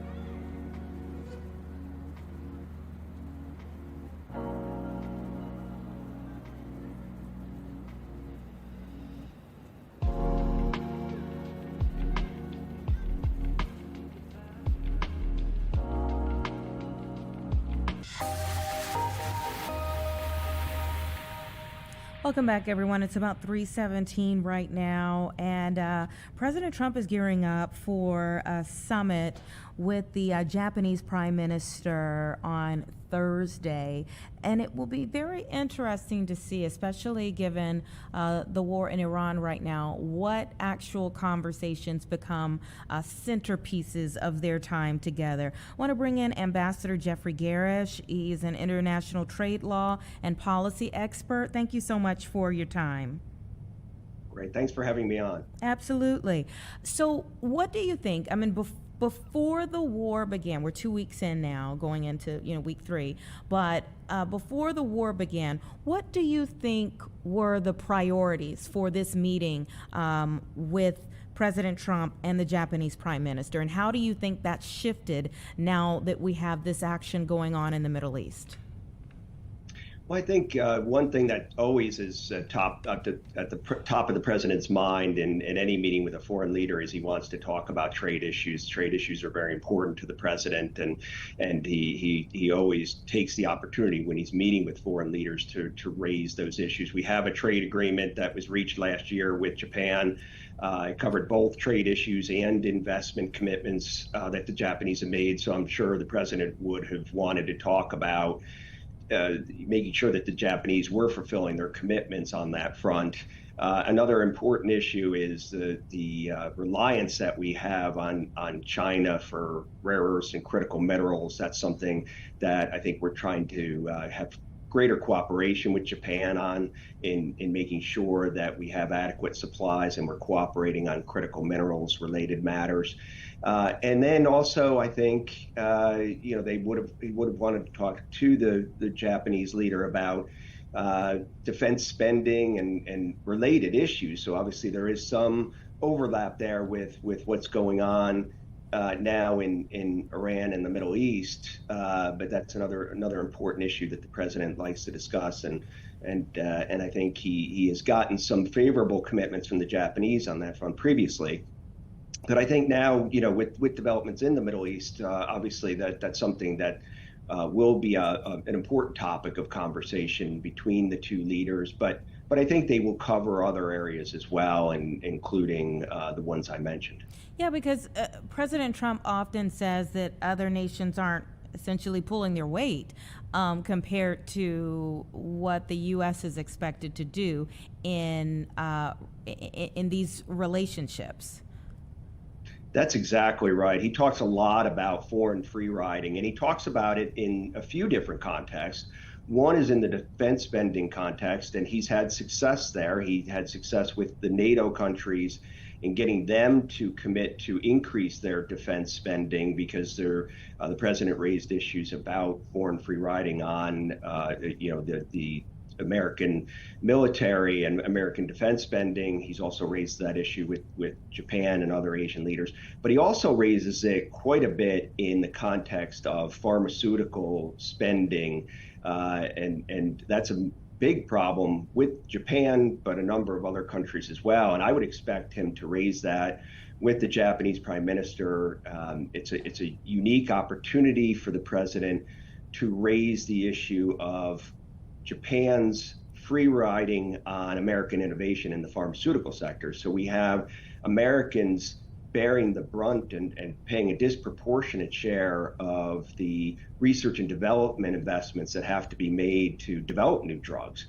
And Japan in particular only pays about half of what the US pays on a per capita GDP basis for innovative new medicines. And the US accounts for about 55% of the research and development investments that are made globally, despite representing only about 5% of the world's population and 25% of the world's economy. So the president wants to do more. He wants other countries to do their fair share. And he's had success in this area as well. He reached an agreement with the United Kingdom last fall, where the UK agreed to increase its spending on pharmaceuticals and to raise their spending on a per capita GDP basis by significant percentage. I think it's something that he's really focused on. He's been focused on this issue, and including all the way back to his first term. So I think this is something he will likely want to raise with the Japanese. How do you think the Japanese Prime Minister will handle President Trump's push to have warships in the Strait of Hormuz? Most of the European allies have been against it. So they already had this summit set, again, before these needs were being voiced in this way. That's a lot of pressure. I mean, what do you think in a face-to-face meeting with President Trump the Prime Minister will say? Yeah, it is a difficult set of circumstances for the Japanese Prime Minister. I think but I will say they have a good relationship. The two leaders do, and I think President Trump has a great deal of respect for her. She has shown herself to be hawkish on defense issues, and I think the Japanese will likely want to do something to be supportive of the U.S. efforts. And of course, the Japanese are a significant trading country. They'll want to make sure that the Strait of Hormuz is open and that the traffic is flowing freely throughout the region. And so I think they will look to be helpful. I don't know if that will take the form of a commitment to supply ships to the region, but I think they will look to do what they can to be supportive. And I think largely countries, including Japan, will want to stay on the right side of this issue with the Americans and try to be supportive. Mm-hmm. And do we know who all is supposed to attend this summit? I think it'll likely be the key team officials, the key cabinet members for the U.S. side. I would expect if they are in town, I would expect the U.S. Trade Representative Ambassador Greer to be there. I would expect Secretary Bessent to be there, as well as Secretary Lutnick from the Department of Commerce, and I would expect both the Secretary of State and Secretary of War to likely be there as well, given the kinds of issues that are coming up at this point in time. And I say if they're in town, Secretary Bessent and Ambassador Greer are currently in Paris doing trade negotiations with the Chinese, but I think they will be back in town in time for the summit meeting on Thursday. Well, this is going to be really interesting. Is there another aspect of it that you think will be key to a successful summit? I think it's going to be a successful summit if the Prime Minister, continues to do what she's been doing up to this point in terms of working with the president on the key issues that are of importance to him. Trade is certainly one of those, and really towards the top of his list, but also in this the set of issues relating to Iran and the Middle East as well, and showing that they're on the trade front at least continuing to implement the commitments they've made. There are important investments that the Japanese, I think, can make here in the U.S. They've made a significant investment commitment of $550 billion in the U.S. So I think that's something the president will want to make sure that there are real deliverables on that front. And I'll tell you, if the Prime Minister can do something along the lines of what the UK agreed to on this pharmaceutical pricing issue, I think that'll go a long way with the president, because that's an issue that's near and dear to his heart. Well, it's going to be very interesting to see. Again, this is happening on Thursday, and there are just so many things that are rapidly changing before they even get to the summit, that it will be interesting, one, to see, again, what the top issue will be. All signs point to it being the war in Iran and the the demands, really, that the president is making upon other nations to help the U.S. and Israel right now. But then, yes, whether it's trade or other issues, pharmaceutical, whatever the issues may be, that also kind of weigh heavily in their time together. And also what happens on the other half of the discussions. You know, that there's the time for the discussion and then what action comes from it. Well, that's exactly right. And I think that's what's important here, because I think what happens is if there's commitments made, but actions are not forthcoming to deliver on those commitments, that's when there's a real breakdown in the relationships that occur. And I think you've seen that with President Trump in a number of contexts where there have been commitments made, and it might be on military spending, it might be on trade issues, and yet, you know, our counterpart, whatever the country may be, does not deliver on those commitments. The president takes additional action to try to get them to move forward with what they committed to. So I think there's going to be a lot to see in terms of what actions are taking following up on this meeting that happens, and I think that's going to really be the proof of whether it was a successful meeting between the two leaders. Absolutely. Are people in Japan as skeptical of these rising oil prices as Americans? I think there's got to be a lot of concern in Japan and in other markets about rising oil prices. You know, the Japanese are reliant on imports of oil. I mean, we have some benefit here in the U.S. in the sense that we produce a lot of oil and gas here in the U.S. And so even though our prices are rising as well, there's less impact, but there are certain countries that are more import dependent, and Japan is one of them.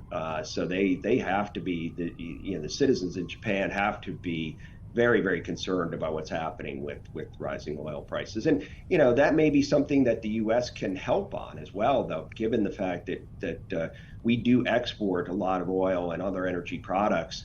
That's something that there could be some discussion on that front in the leaders' meeting, where the U.S. could commit to supply more energy products, and that's something that would be a win-win for both sides. Mm-hmm. Well, it'll be a high-stakes meeting for sure. Thank you so much for your time. I appreciate it, Ambassador Garish. Great. Thank you very much. All right. Take care. 3:29, everyone. Our chief meteorologist is back with us. Just walked into Studio 32, so give us 2 minutes and we'll bring her in.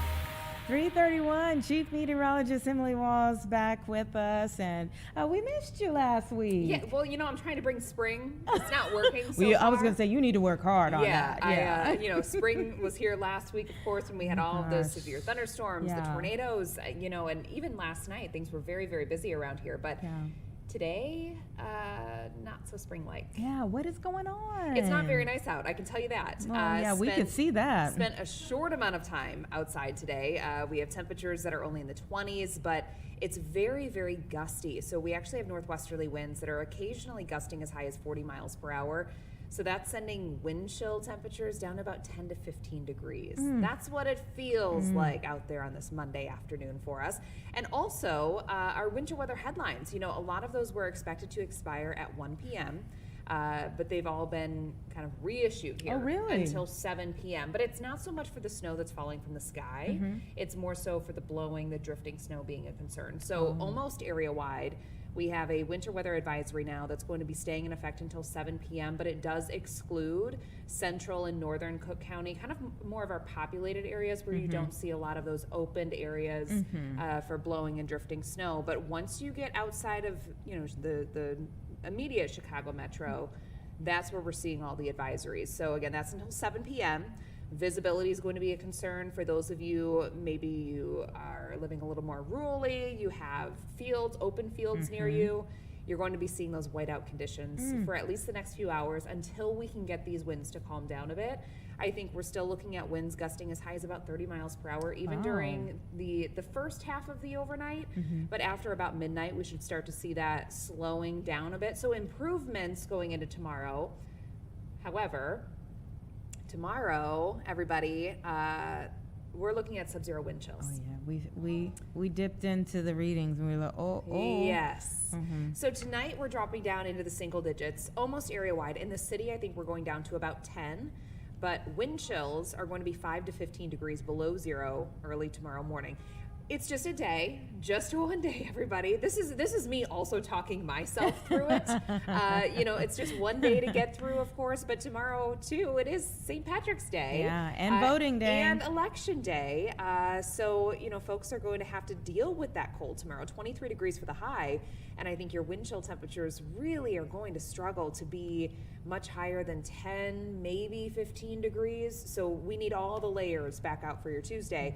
And then Tuesday night into Wednesday, we're going to have a quick moving system come through. There's a chance for snow. It's not really going to amount to much. And I think for the Wednesday morning commute, most of that's going to be tapering off shortly after daybreak. So we should be in okay shape for that Wednesday morning commute. And then after that, everything gets better. Yeah, I think you're correct. I mean, listen, we're all a little defeated over this. I get it. That's the thing. Yes. I think people are just so over it at this point in time. But yes, big picture is that we will climb out of this. We will get out of this, and by this weekend, Friday and Saturday, I'm forecasting 60s. I think there's a good chance that we're going to be in the mid 60s. There's a couple models even trying to push us into 70s on Saturday. So something to watch. But yeah, the next couple of days, winter's here, but we'll get through it. And is that push into the 60s and 70s? Does that create some issues in the atmosphere? So actually, this weekend looks fairly quiet, which is really nice because the last several times that we've, been able to enjoy those nice warmer temperatures, it ends up coming through with thunderstorms. See how I'm learning? Many of which have been severe thunderstorms. I don't really think that that's going to be the case for us this weekend. Things this weekend actually look fairly quiet. I have a mainly dry forecast. There's a chance that we could be seeing a couple stray showers around on Sunday, but the overall chance for that even looks pretty low. So I think a lot of us going to get through with quiet skies and warmer temperatures. Well, we will deserve that by then. We do. Yeah. The amount of severe thunderstorms, which, every single month of the year here in the Chicagoland area, you can have severe thunderstorms. So it's almost kind of silly to say severe thunderstorm season or severe weather season because around here and in the Midwest, you really don't have a season. You can have severe thunderstorms or even tornadoes every single month of the year. But we are getting into more of the thick of it. So certainly in March, April, May, those are usually our months that we have to, just kind of stay on guard for some big systems coming through. But I think we're in the clear here throughout the rest of this week, likely into this weekend too. And of course, the system, what we are dealing with today, was much larger than just an Illinois thing. Oh yeah, I mean, it was huge. We were at the northern side of this, so we kind of had the spring side and the winter side. We had the that's from Fox Weather. Yes. So Marquette, Michigan, everybody. This is I'm a Michigander, by the way, if you didn't know. So the UP, they're used to this stuff, right? But I mean, this is pretty extreme, even for the Marquette region. So they're looking up to around 2 feet of snow. However, isolated areas of up to 4 feet of snow in parts of the UP. So, you know, this is one of those storm systems that snowmobilers are really kind of rejoicing about because they get one more go around. With UP snowmobiling here, usually it's beginning to kind of slow down this point of the season. But yeah, I have some friends and family that actually live up in the UP. But if you live in the UP, you live for this stuff. You don't live there unless you look forward to snow. You just don't. I guess I will never live there. Yeah. I mean, the UP, it's not for the faint of heart at all. Yeah. So this system was huge. You know, it had the cold side, it had the severe side. We actually had a line of severe storms last night that was connected to the line of storms moving through our region as well, all the way down to Texas. So it was huge. It's a huge storm system moving through. We were taking that live shot, and Robert Ray was out reporting in it. We were actually trying to get Robert Ray at the top of our 1 o'clock hour, and his producers were like, we got to get him inside for a minute. I mean, it was one of those like, on our part, but I was glad that somebody was looking out for him too. And especially when you look at those conditions there. Well, and it's very windy as well. So not only are they dealing with blizzard-like conditions because of the sheer amount of snow that's falling, but it's the wind as well. So, you know, it's been windy here. But the UP of Michigan, northern Michigan, portions of Canada are actually closer to that low pressure system center, and that's where your highest winds are. So the winds are even higher up in the UP and northern Michigan. So when we talk about like 30, 40 mile per hour gusts here, what are they getting? They're getting 50 plus. So that combined with any amount of snow falling from the sky, you're going to have those blizzard conditions. And, you know, we actually had a lot of people, you know, social media bashing last night about the blizzard warning. But the blizzard warning that we had for DeKalb and McHenry County, it's not about how much snow you're getting. It's about the conditions that go along with that snow. So it can be for snow that's falling from the sky on the sheer amounts that you're getting. Or it can be for simply blowing snow. If you have snow on the ground and you're experiencing winds that are gusting over 35 miles per hour for an extended period of time, visibilities that are near zero or less than about a quarter mile for about 3 hours, that's considered a blizzard. So it's not always about how much snow you're getting, but the conditions that the wind can also bring in a snow event. Yeah, and for those folks, how long will they be like that?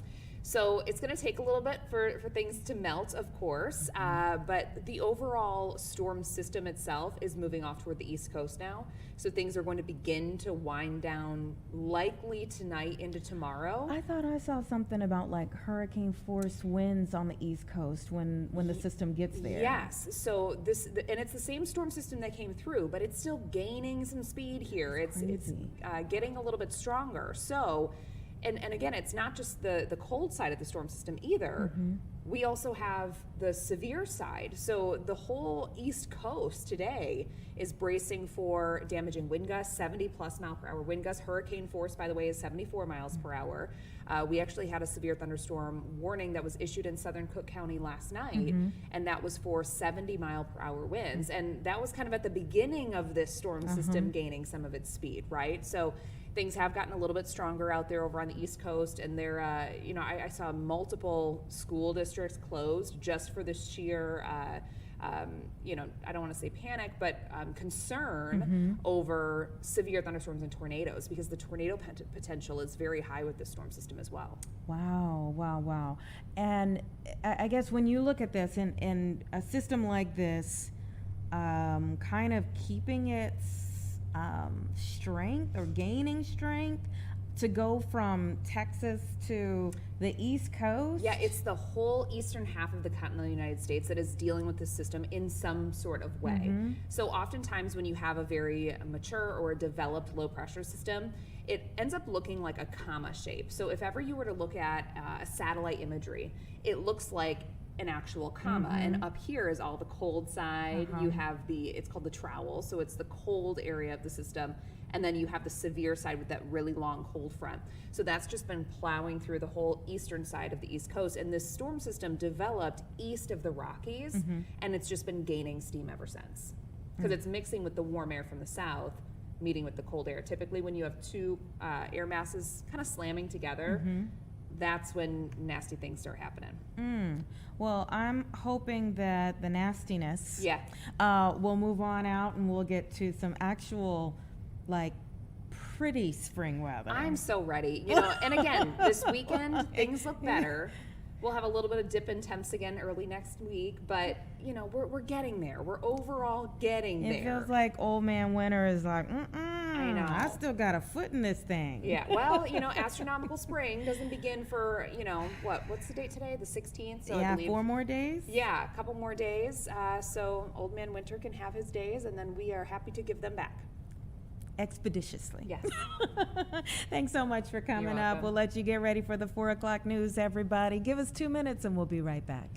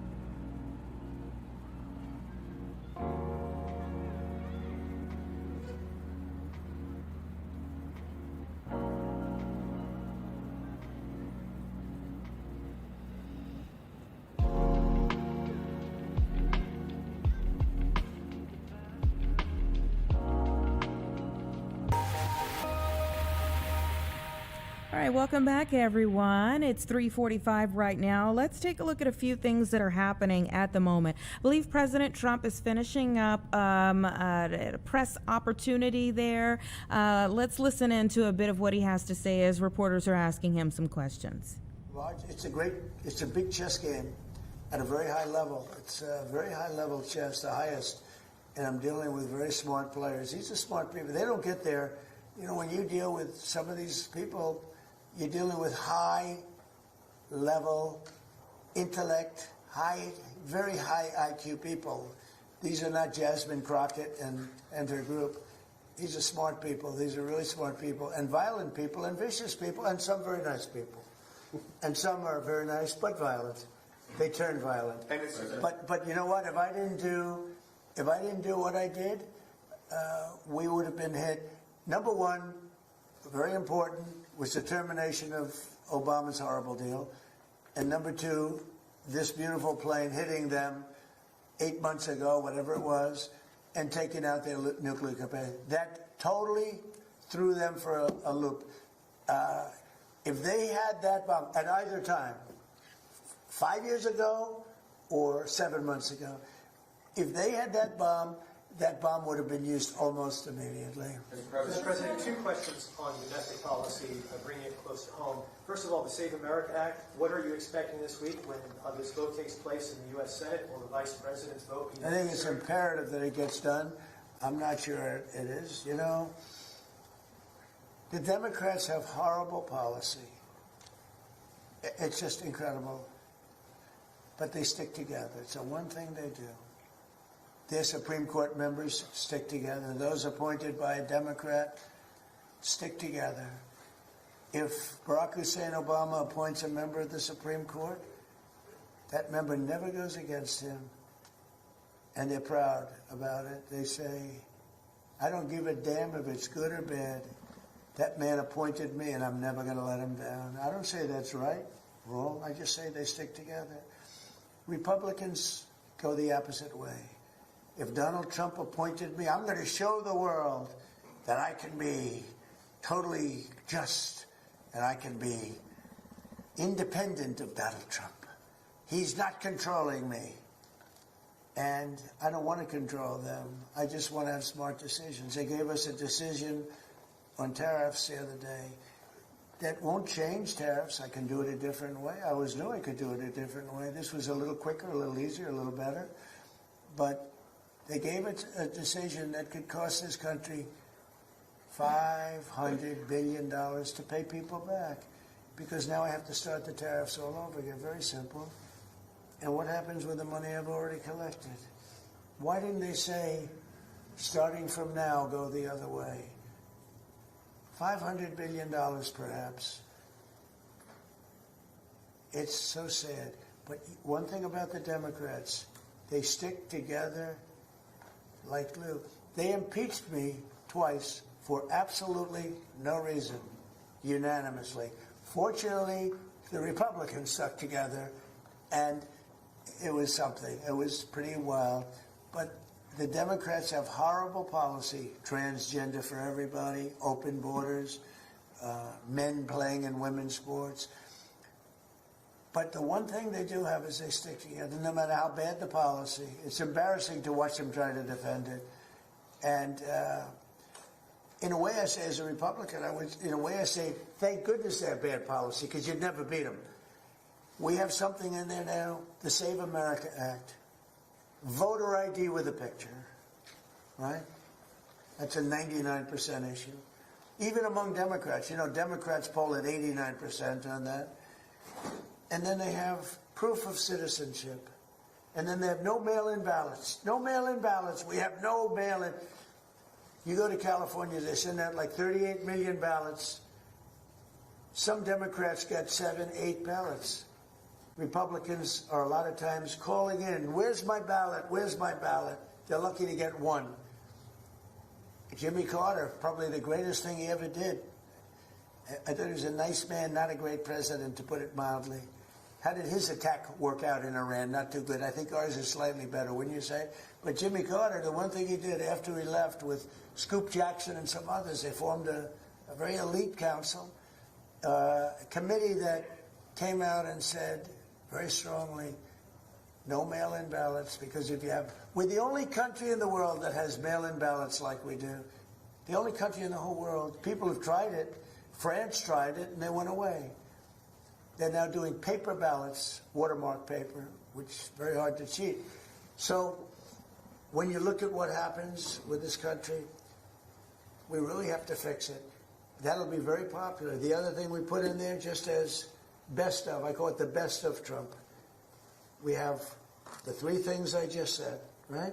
But then I added on no men playing in women's sports, and I added in no transgender surgery, the mutilation of our children. We have no mutilation of our children, no transgender. I think they say that's an 80% issue. I think they're 99% issues, but whether they're 80% or 99%, the problem is we have a couple of Republicans. They should. Okay, we've been listening in to President Trump. He has been in the Oval Office today having a series of meetings. He did a bill signing alongside the Vice President a short while ago, and now he has been speaking with reporters there who have asked him a list of questions about everything from the war in Iran to the Chief Justices and mail-in ballots and even transgender rights. So he's been talking about several different things. Meanwhile, let's go from the East Coast to the West Coast. You know, we're in the midst of having snow here. They're actually talking about a potentially record-breaking and dangerous heat wave that's building across Southern California. This is the LA Mayor, Karen Bass. And not rigidly think about this is a press conference we would have in August, not in March. And we need to just kind of let go of traditions and understand that global climate change is impacting all of us in ways that we've never expected before. So Angelenos have always stuck together. Please stick together through this heat emergency, and please check on each other and take care of each other. Thank you very much.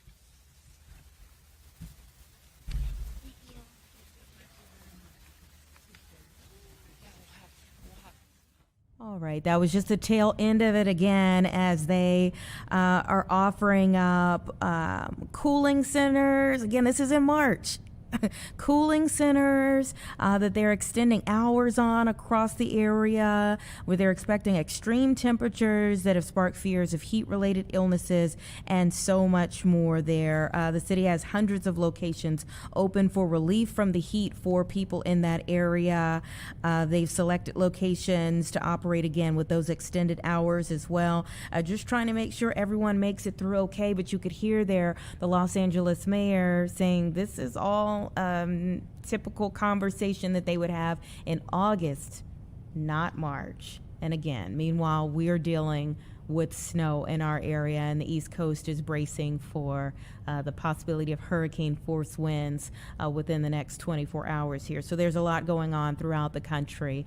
It is 3:53 right now. We're going to take a quick 2-minute break. One of the things that our chief meteorologist talked about as we were sitting here talking about the conditions that we're experiencing right now is just how crazy last week was. And in the midst of that, of course, we know that the Red Cross is always willing and able and ready to mobilize when there is a need. So I'm going to give you some important information so that you can help people who stand in need right now on the opposite side of this break.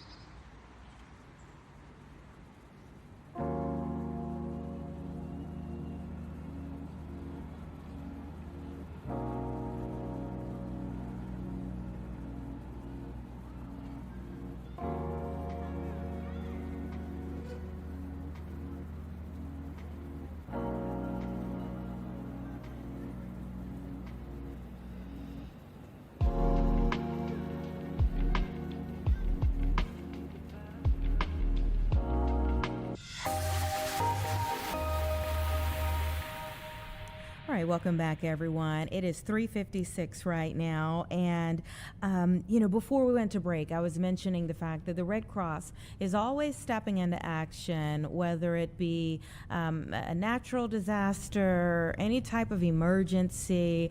They are ready, able, and willing to mobilize time and time again. So even though we see them, like say downstate right now in Kankakee, helping people who have just been put out of their homes or lost their home altogether from tornadoes that went through, even when it comes to the geopolitical issues that are going on right now in Iran, they're actually assisting people there as well. And so I want you to pay attention to your screen as we show you a QR code that we want to bring up here because as the situation develops and evolves there in Iran, the American Red Cross is actually using this QR code to provide service to the armed forces teams that are supporting, of course, U.S. service members and military-connected families across the Middle East, Europe, and Asia. You can use this code on your screen. You can donate. Obviously, every dollar matters, and especially when it comes to helping our troops, supporting our troops, and their families. I always say it takes the whole family to serve. So our service members never serve alone, and they should never feel alone. They should feel supported by the entire country, regardless of where they are and what their mission is. And so all you have to do is, again, use the QR code on your screen and send any type of donation that you can. There's also a Hero Care Network that you can call or visit. redcross.org/SAF is the address that you can go to, or you can call 1-877-272-7337. That's the Hero Care Network. So I'm giving you 3 different ways that you can assist our troops. Again, the QR code, or visit redcross.org/SAF, or call 1-877-272-7337. We'll see you tomorrow.